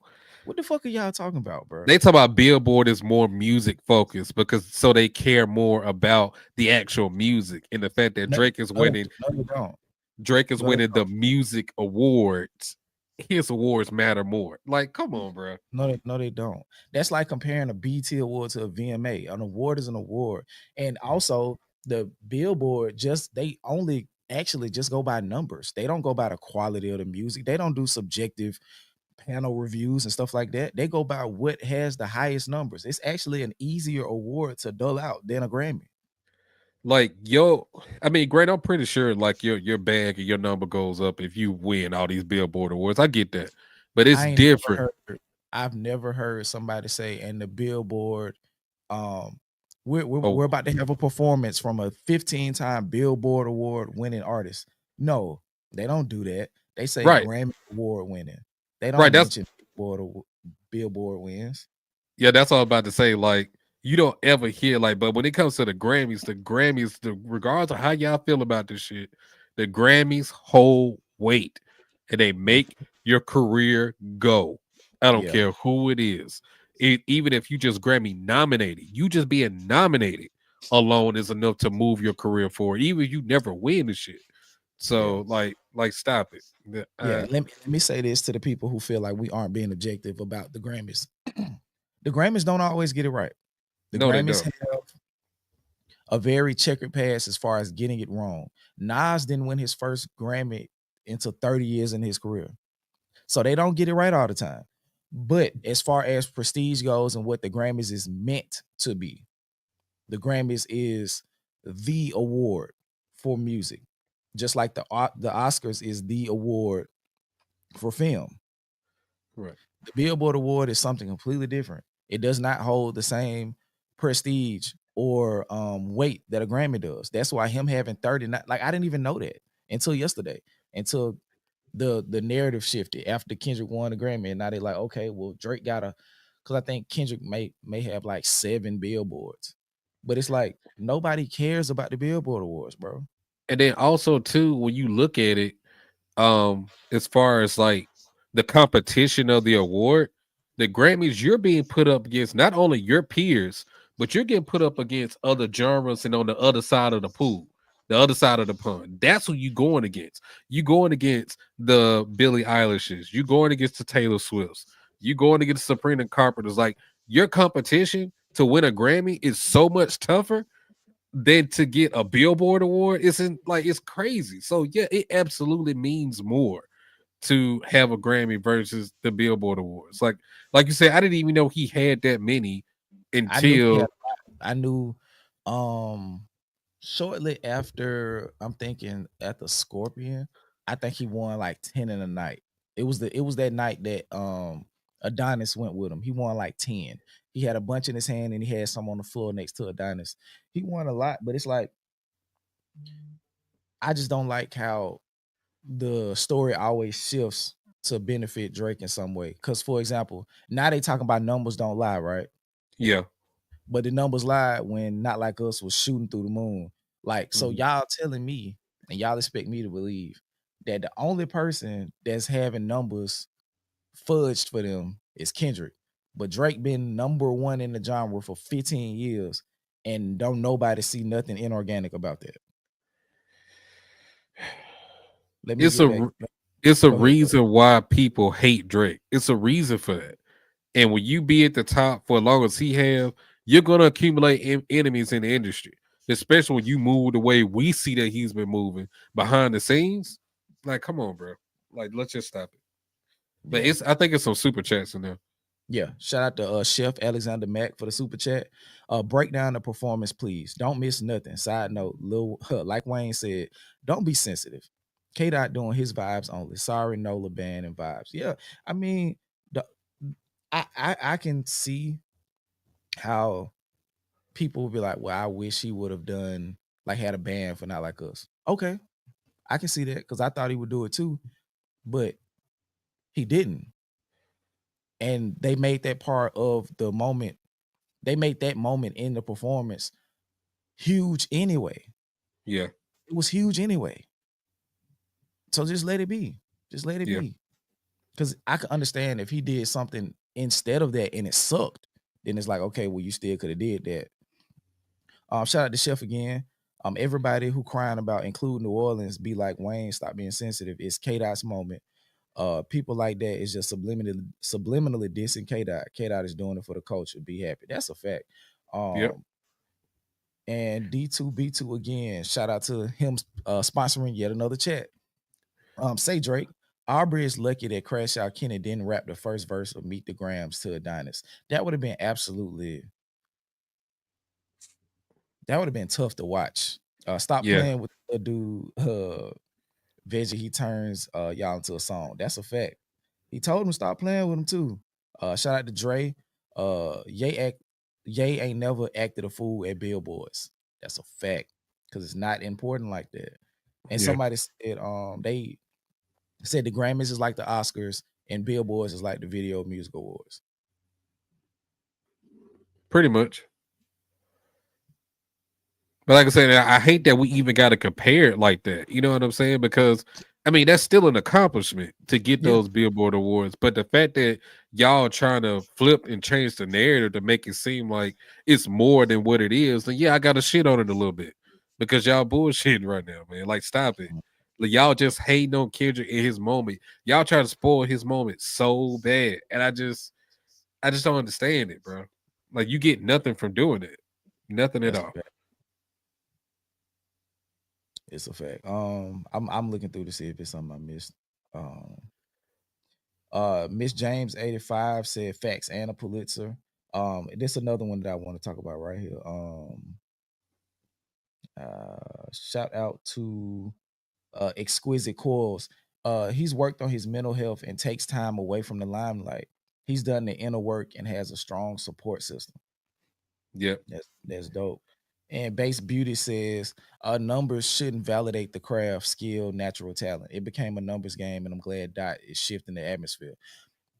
10,000%. You know what I Yeah. mean? Like, it's so much going on just in entertainment, period. The whole allure of entertainment is creating people that appear bigger to us as viewers than they actually are.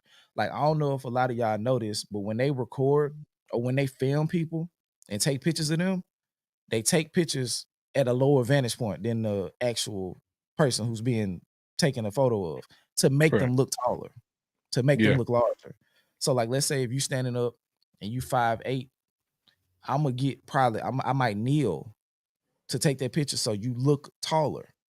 Yeah. The entire thing is about um making something larger than what it actually is. So when you put that into numbers and you go into streaming and you get away from physical sales, it's so much easier to do that. You know what I mean? But like she said, that shouldn't have any bearing on the actual quality of the art being presented. And that's why I think it's so important for what we're doing with the Road to 100 and how we're going to do our album of the year list. Like, it's not about, I don't care about first week sales. Yeah. None of that shit matter. None. I don't care about none of that. Like, the only time it comes up is when you mentioning certain Dr- people, and I don't even want to say Yeah. his name again. Yeah. But that's the only time that shit come up, because that's the thing that they stand on. That's the thing that they feel like validates them. Hold on. Base Beauty said, y'all mad for a different angle being mentioned. Recognize hate for what it is. Speaking down on someone's character appearance is different from speaking on materialistic thing. I speak how I can. Oh, she's talking to them. She's not talking Yeah. to Yeah. us. Shout out to you for getting in here, and you can pay for streams, you can pay for support, and Drake used that up happily with no regrets. That's a fact. Shout out to Simba Leslie Choto with the super chat. Much love from Cape Town. Cape Town. Cape Town. Yeah. This battle taught me one thing. It was never about Kendrick. Anyone who defeated Drake would have received the same opposition Kendrick has received, and Drake's stands are extreme. I agree, but I disagree at the same time. Let me say this. I think that Kendrick and Drake are polar opposites, right? Right. So Mhm. you have to, just off of mindset and mentality and like the road that you walk every day, you Mhm. kind of can't be on both sides. Right. So when it's time for those two polar opposites to go to war, if your side is defeated, you take a personal, you become personally connected to that.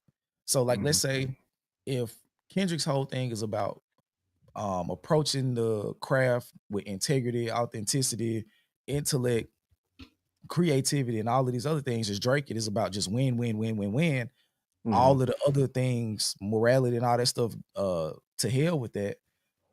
When Kendrick wins, it puts it on the forefront of things that we have to continue to do. We got to Yeah. do the work. Like people hated on Mr. Morale because Mr. Morale was talking about the stuff that you do when you at home by yourself, doing inner work, doing shadow work, getting in tune with the best version of yourself. And that's not pretty all the time. Right. But Drake, the whole thing is like, I'm partying, I'm having fun all the time. But when we can listen to these lyrics, it's like, oh, you going through some stuff. Yeah. But you're not willing to confront those demons to make you a better person because you feel like the party gonna stop. And that's what Watch the Party Die means. Yeah. You feel what I'm saying? So like, people were so attached to Drake being number one that they like that more than him. And a lot of dudes I'm noticing in this Kendrick Lamar Drake beef like Drake. They love, like, there is a lot of homoeroticism like in this whole thing with Drake. It's a lot of it. It's a lot of homoeroticism, bro. And I think that's one of the things that's being brought to the forefront too. I think like they are connected to him in such a strange and interesting way that Uh-huh. they want to be him. Either they want to Pretty be much. him, they want to be next to him, or they want to be up under him. You feel what I'm saying? Like Yeah. Drake had a look. They had a look-alike, um, Yeah. a look-alike convention. Yeah. Like that's weird. That is That's weird. that's not normal. You feel what I'm saying? So like when people like that are backing Drake, they aren't coming at it from a sound place. Like if they're willing to dress up and actually become another man Mm-hmm. and find um happiness and people saying, "Hey, bro, you look like Drake." Yeah, I'm the fake Drake, and you Yeah, make a whole like identity and lifestyle and content off of being this person. That who are you? Like, who are that's you it. at your core? Yeah, Nobody. that's Nobody. They have a bigger attachment to Drake than they do to themselves. And Kendrick whole thing is be you. yeah. Be the best you. Even when it hurt. I ain't never, I'm willing oh, go ahead. I ain't never seen no Kendrick lookalike contest. Like all the Kendrick fans I know and see look just like me and you, just regular people, Yeah, bro. just regular people. Because it don't take much. It don't take much to be authentic, but the effort. You feel what I'm saying? And Mm. I like I said, I think a lot of people are opposed to critical thinking. So that's another reason why they don't like Kendrick. And Drake just serve it up and make it easily accessible. So he he he he makes he makes it okay for his fans to be where they are. Every Kendrick Lamar album challenges where you are in an attempt to bring you somewhere else. And I think even when Drake tries to get lyrical, right, in terms of like the content and try to, what I'm saying, give, I guess, somewhat a deeper perspective and try to get his bars off, the people that listen to it don't even catch the shit that he be saying. Y'all don't even understand the shit that he be talking about. So you just like, fuck it. I'm just gonna give y'all another, what I'm saying, low vibrational, like pretty much repetitive, redundant ass song. Because even when he tried to really go really lyrical, y'all don't get it. That's why he don't drop a lot of the timestamp songs and all that stuff. He don't really drop those a lot. Like those come very sparingly throughout his career. So it's kind of like, yeah, the fans themselves like really don't understand being you and just understanding what the music is for. Like they just really don't get that. So yeah, they just take the worst parts of it and live through that shit, which is crazy. Yeah. Drake is the shallow end of the pool. Yeah, You got to actually know how to swim in the deep end. pretty And I much. think the people who don't know how to swim resent the deep end because they scared they're gonna go over there and drown. And they don't want to go drown. So they be like, you know what? Fuck that side. I'm over here. I can put my butt in the pool and still see. You know what I'm saying? Like I can do handstands with my feet above the water. Like I can do all these things. I But can if you walk go on my knees. exactly, but if you go in that deep end, if you can't swim, you bound to drizzle. You feel what I'm saying? And I Yeah. just think look at that and resent that. So and they also don't like being around people who can swim. So like, And bro, the don't come crazy around thing here. is, all you gotta do is know how to tread water. That's all you gotta do. You ain't even gotta really know how to swim like that. If you know But how you to gotta tread, but you gotta risk getting in there where you can drown to learn how to tread water. You can't that's learn how true. to tread water in the shallow end. That's true. That's true. You know what I'm saying? So like that risk in going outside of yourself to actually become better is frightening for a lot of people. And I think Kendrick represents that. And he represents like what hip hop in a lot of instances was supposed to be and is supposed to be and is trying to be. Um, which is crazy because now he's looked at as counterculture. When in the 90s, he would be right in line with a lot of Mhm. hip hop. You feel what I'm saying? Yeah. So That's why a I lot of people from that generation they champion and they move with Kendrick because they yeah, feel so it's real rap, real authentic shit. But then when you look at those same people and their opinions on Drake, when he first came out and started out, they didn't like Drake. It is yeah, only when in their older ages to where if a connection is made or their allegiance is bought or anything like that due through like whatever favors like the Drake and Dipset shit, him, initially showing homage, but it turned into a transactional type relationship until it becomes something like that. That's when you see like the older heads really kind of had those contrarian like opinions on Drake versus the other people from their generation thinking entirely different. Like Yeah, a that lot of people, relationships. yeah, I mean, a lot of people still haven't gotten over the fact that Drake has used a ghostwriter. They have not gotten over that, bro. They have not, to the point that any song that he releases now, whether it's just a bop, a slap, or it's actually something lyrical, people have an asterisk by it thinking that somebody else wrote it. Yeah. Like, just come on, man. Let me get to some of these super chats. Habitual line stepper again. Shout out to you for the super chat. Kendrick makes people uncomfortable the same way Beyonce does. They are two sides of the same coin and unapologetic in black culture. I 100% agree. Yeah, And especially what that's she why. did with. Oh, go Go ahead. Go ahead. ahead. I was just saying, especially with the way that she did with Cowboy Carter and her Mm. getting the accolades from this album through the Grammys. And if you actually listen to the album, what a lot of those songs mean in the deep symbolism and black culture in those songs, in a like not only just with country music, with just with American culture, like the black experience through those country songs, like yeah, man, it's they two sides of the same coin. And with the Lion King soundtrack too. Yeah. Hmm. I got a lot of it from that. I haven't listened, like I said, I haven't listened to Cowboy Carter yet. Yeah. Um, I'm gonna eventually get to it. Shout out to D2B2 again. He said Kendrick has shown me over the past year that I can always up my pettiness and hate game. I'm taking notes and will apply as needed. Yeah, Yeah, them sometimes man. you gotta pop out and show niggas. Hot commodity. Shout out to you for the super chat. Kenny went from turning Drake into a song to turning him into a the more you know moment when Mm. keeping it real goes wrong. He definitely FAF though. He definitely FAFO. Real talk. Shout out to Gen X Gemini. Drake fans like Drake, not hip hop, aren't for the culture and have no intestinal fortitude. Exact that last part is the most important part because that's the only way you can comfortably try to hop in the skin of another man and walk around and be him. Yeah. To the point that where you feel so the same shit that he gets, you should get it too. And I'm just like, how? Like, how does that work exactly? Imagine like with people be like, bro, you look like Kyrie, you like Kyrie, this, that, and third. Imagine if I popped up on one of these shows with a Mavericks jersey on. Like the whole narrative of this channel and everything will completely shift and change at that point. Because now And that's what they're gonna want you to be. and and Well, not and not the people in this, like not our people that support us, but I'm just saying like the masses will be like, that's your brand now. they're You're like, nigga, you're goofy. You goofy. Like you really sitting down, like, okay, the part of you that you can't change that make people say that y'all favor, nigga, you gonna go get a jersey and put it on like you trying to be him? That's weird. That shit is weird, bro. I don't care what nobody say. Like until my dying day, niggas dressing up like him is weird.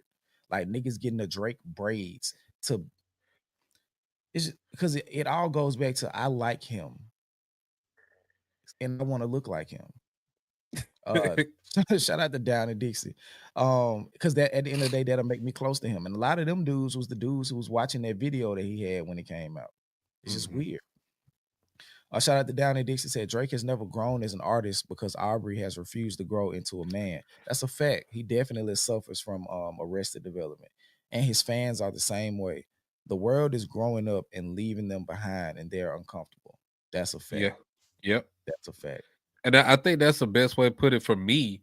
And I know I've said this multiple times because I'm not afraid to admit it and hold myself accountable. Like early on in my early years, I was one of those Drake stands. Like everything Drake did.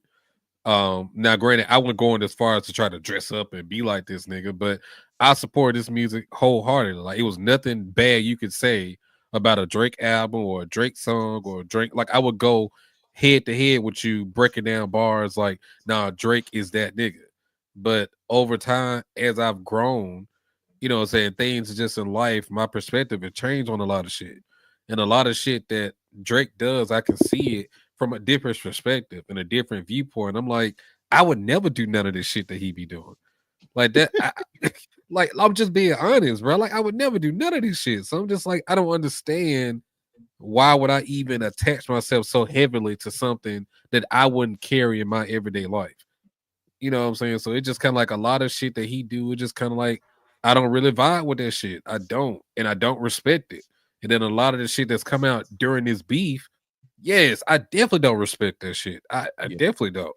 So yeah, I think that's the perfect way to put it. Like Drake and his stands, they haven't grown. They refuse to grow, and they're being left behind, and they don't know Mhm. how to accept that shit. Yep. Shout out to Gen H Gemini. She said his fans refuse to see they are the problem. Yep. That's a great point. And Hot Commodity 77 said what Nas say, he living in his second childhood. That's a fact. Because I think a big thing about just the whole concept of arrested development, like he never had that part of his life. Like Kendrick said, like, bro, like I was able to grow up and, experience like high school and middle school and be, popular and shit like that. So a lot of this shit don't phase me. Like Drake was on a set through that part of his life. So he didn't experience that. So now, Yeah, like he got he dropped out of high school. yeah, so he got caught up in people liking him because he didn't grow up receiving that. You Yeah. feel what I'm saying? So he got lost in that and it's got him looking stupid. Dre got shout out to Dre got with the super chat. He said, I felt not like us in my soul. ATL Mecca seeing black excellence back in 2003. BMF and Michael Jordan in the club. Drake first hit ATL with radio and females, but no play in the strip club. Um Where uh, it counts. where it counts in the ATL streets. Yeah, he didn't start to transition into being accepted, quote unquote, in the streets until he started to partner up with Future. Yeah. Like that gave him that gave his career a second win. Like he was um He looked at that the soft R&B guy that rap yeah, occasionally. That's how Drake was viewed at that point. It wasn't until, like you said, he got his street pass from Future to where he started getting into the harder raps, and then he started getting into the street scene and the club scene, and then that's when he just really went into the later on the mob ties with Static and the gangster and all this other shit. Like, cause he tried to pull it off in headlines on Take Care, yeah, but it didn't work. It didn't go off like that.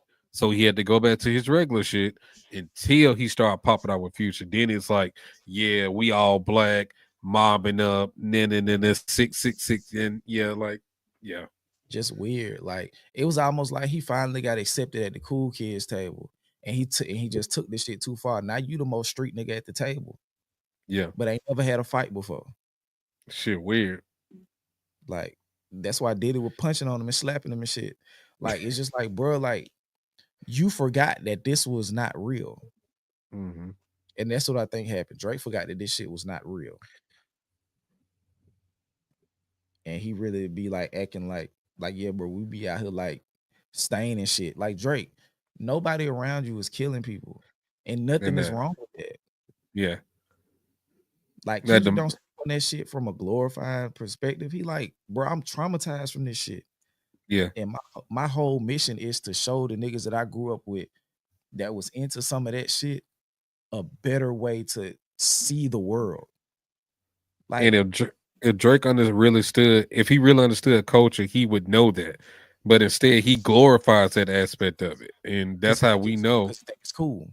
Right? That's how you know that you're not like us because you clearly don't understand what this shit really mean when you live in the goddamn war zones every goddamn day. So you, what was this shit? You don't, you're not gonna get this kind of vibe or attention on Bridal Path or Western Road Flows. Like you're not gonna get none of that shit up there, man. You're not gonna get that. And the shit that you do get, I mean, I guarantee you it's not in the places where you actually grew up at. Mhm. So And it's just like, and I don't wanna wrap this up talking about Drake. So let's yeah. okay. So as far as Kendrick and what do you think his year looks like after this? I mean, with the tour, I think he's gonna have a big year because I Mhm. think the tour is gonna do really well. Um, Now, as far as two things that happen, right? Because I think he's gonna have a big year regardless. But if he drops whatever this GNX is, will it be an album or deluxe? That's gonna push it further. But what's really gonna tell how Kendrick's year is gonna go when he do those Toronto shows. And I know you said we're gonna get off of Drake, but that's gonna be a big moment, bro. I feel so that moment when he go and perform not like us in Toronto, Canada, that shit gonna be almost that moment's gonna be as big as the Super Bowl. Nah. Because I mean, in terms of like people talking about it, not Okay. not like culture. Like culture, this Super Bowl and the shit that he did on that stage, that's for the culture. But when he go to do not like us in Toronto, bro, like you not gonna be able to lay that down, Drake. I'm sorry, you cannot. Like the Super Bowl shit is bad enough, but he finna come in your city and perform this shit, it's tough, bro. That right there, that moment's gonna tell everything. And don't he got like two or three shows in Toronto? I think Yeah, I think, he had one and then he added another one. bro, that's gonna be nutty, dog. That's gonna be nutty. And So I think they on back to back days too. So yeah, I mean, as far as um the media is concerned, it's gonna be a huge moment. But let's not forget, Not Like Us went number one in Canada too. So oh, it did? it did. Not Like Us Oh, went number one in Canada too. So um they've already shown their attachment to the song when it first came out. So I think it's definitely gonna be a big deal because he's gonna have multiple days in Toronto, and then I think he has 3 days in California, 3 or 4. I think he got 3 in LA. I think he got 3 in LA. He might have one somewhere else in California, but it's gonna be a huge tour. It's gonna be a huge tour. And if the rumor about Dolce opening up, that's gonna be crazy. Cause now yeah, she's propelled herself to be in that conversation to where she ain't even really a opener. like Like yeah, she just one of the people on the bill. It's gonna be a huge show. You do the Kendrick and then I mean you do the Dolce to open it up and then go into Scissor scissor. and Dot. You know what I mean? And then if he drops another album this year, it just turns into something where it's like, okay, this is probably the best run of an artist in the last 25 years, probably And then on because of top of everything that, that's happened. yeah, go ahead, go ahead. Oh no, I was just gonna say that because of everything that's happened. But on top of that, the GNX album missed the cutoff time for the Grammys this time, right? Yeah, You better be sure GNX gonna be submitted for Grammys next year. And if absolutely. and if Kendrick go in and do another sweep at the Grammys again next year for GNX and whatever this next GNX project is, like his run is not stopping no time soon, bro. Like that's the part that I don't think people really understand. Like, yeah, you can hate on this shit, but you might as well just get on the train and keep just ride with us, bro. Because this shit ain't slowing down no time soon. Like Kendrick is outside now. Yeah, Like I see that now. He's outside. He's done biting his tongue. He's saying what need to be said, and he out here, bro. He just out here. The run ain't stopping.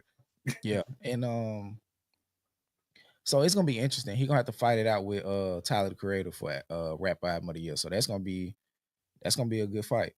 That's gonna be Yeah. a good fight. Shout out to D2B2. I'll never financially recover from this. Aubrey Joe Exotic Graham 2025. That's crazy. That is crazy, bro. That is crazy. Um, I'm trying to see. Um, y'all got anything in the chat? Yeah, Y'all man. got any other topics y'all want us to wrap this up on? Because I feel like we got through a lot. Yeah, cause I just feel so I'm finna go back on him again. So I don't wanna Yeah, let's talk about something else. I don't want to end it talking about Drake. Yeah. Did Cause y'all this see that he had GNX vinyls pressed up in Canada? Oh, the actual vinyls were hold on.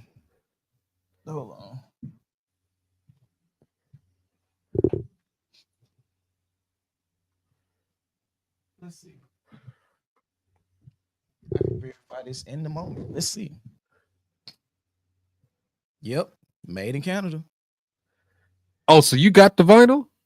Yeah, Oh, damn. Okay, I didn't know you had it yet. it came in Friday.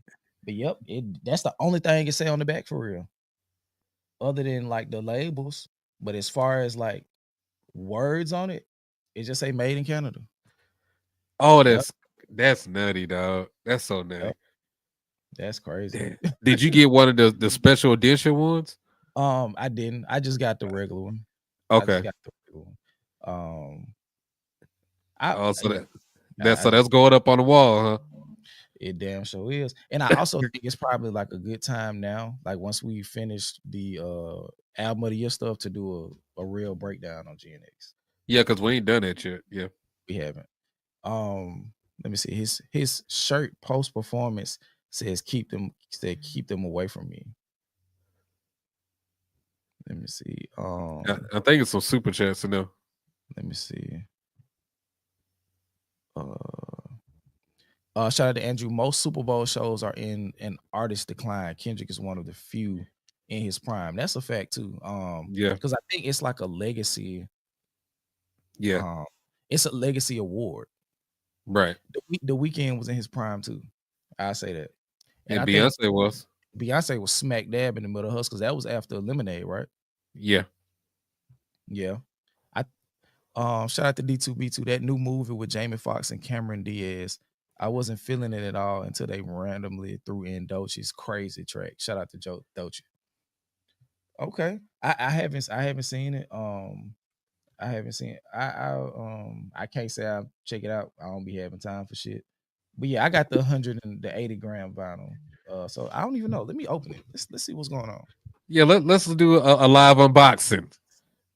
Yeah, let's see what we got going Because on. I knew you said you was gonna get it, but I didn't realize it came in yet. Yeah, because it wasn't supposed to. I think they weren't supposed to come to March because it was supposed to kind of be close to the time um that the tour started. So let's see what we got. Okay, so on here he has like the track listing and all of that good stuff. Side A. Okay, yeah, that's just a regular.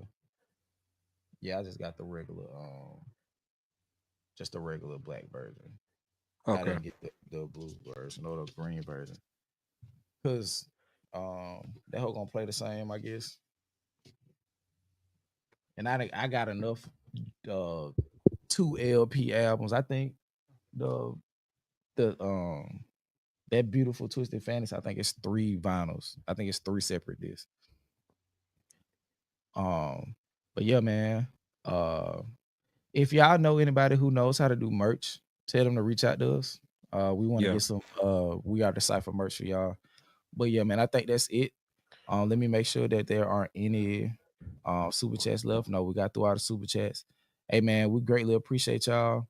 We'll try to be back. Try to have some type of content going out to y'all next Saturday for the Cypher Saturdays, whether it be a reaction or whatever the case is. But yeah, we'll have some for y'all. If you coming over to the Patreon, you'll see we got a lot of content over there. We just dropped 2 separate episodes in the last week. Me and DJ will probably do episode 9 of Road to 100 tomorrow, and we'll get 10 and 11 done before the week is out. So y'all will get those on Patreon, and then if I can find some time, I will do my best to get a couple reactions out for y'all. Cause I was supposed to had already did the a bunch of the pro era diss track stuff. I just hadn't had a chance to. In the Um Coast Contra. yeah. I just hadn't had a chance to. And then I messed up and got sick. So as y'all can see, I don't sound like I normally do. Yeah, shout out to you, Skip, because I know, yeah, like you ain't 100%. Like I Yeah, can definitely tell yeah. that. It's tough. Shout out to D2B2. It's not worth watching the movie. That shit was trash. I really love that particular song. That song has me feeling hype as fuck. I got you. So Yeah, man. Shout out to her, man. And that's Oh, shout out to those. Oh, go ahead. yeah, I was just reading the comment. Like, yeah, I think it was Vot Mail react to the King Los freestyle. Yeah, we Oh, doing it. that's what I've been meaning to, because it's like 15 minutes long. So I Yeah, knew that was gonna take me. That's probably gonna be like a 45-minute reaction. Yeah, and please decipher the daylight track YHRR. I'm gonna do you're I'm gonna do some you're reactions to those. Soon as I can get my life back in order, because I'm finna go have to take another shower and go to sleep, because I sound and feel terrible. But I knew I had promised this, so I didn't want DJ to do it by itself, but I also didn't want to not have anything for y'all. So hey, yeah, man, I appreciate y'all for coming in here and rocking with us, man. I'm Skip, and I'm DJ. and this was another episode of Decipher. And until next time, man, we out of here, and we love and appreciate y'all. Peace.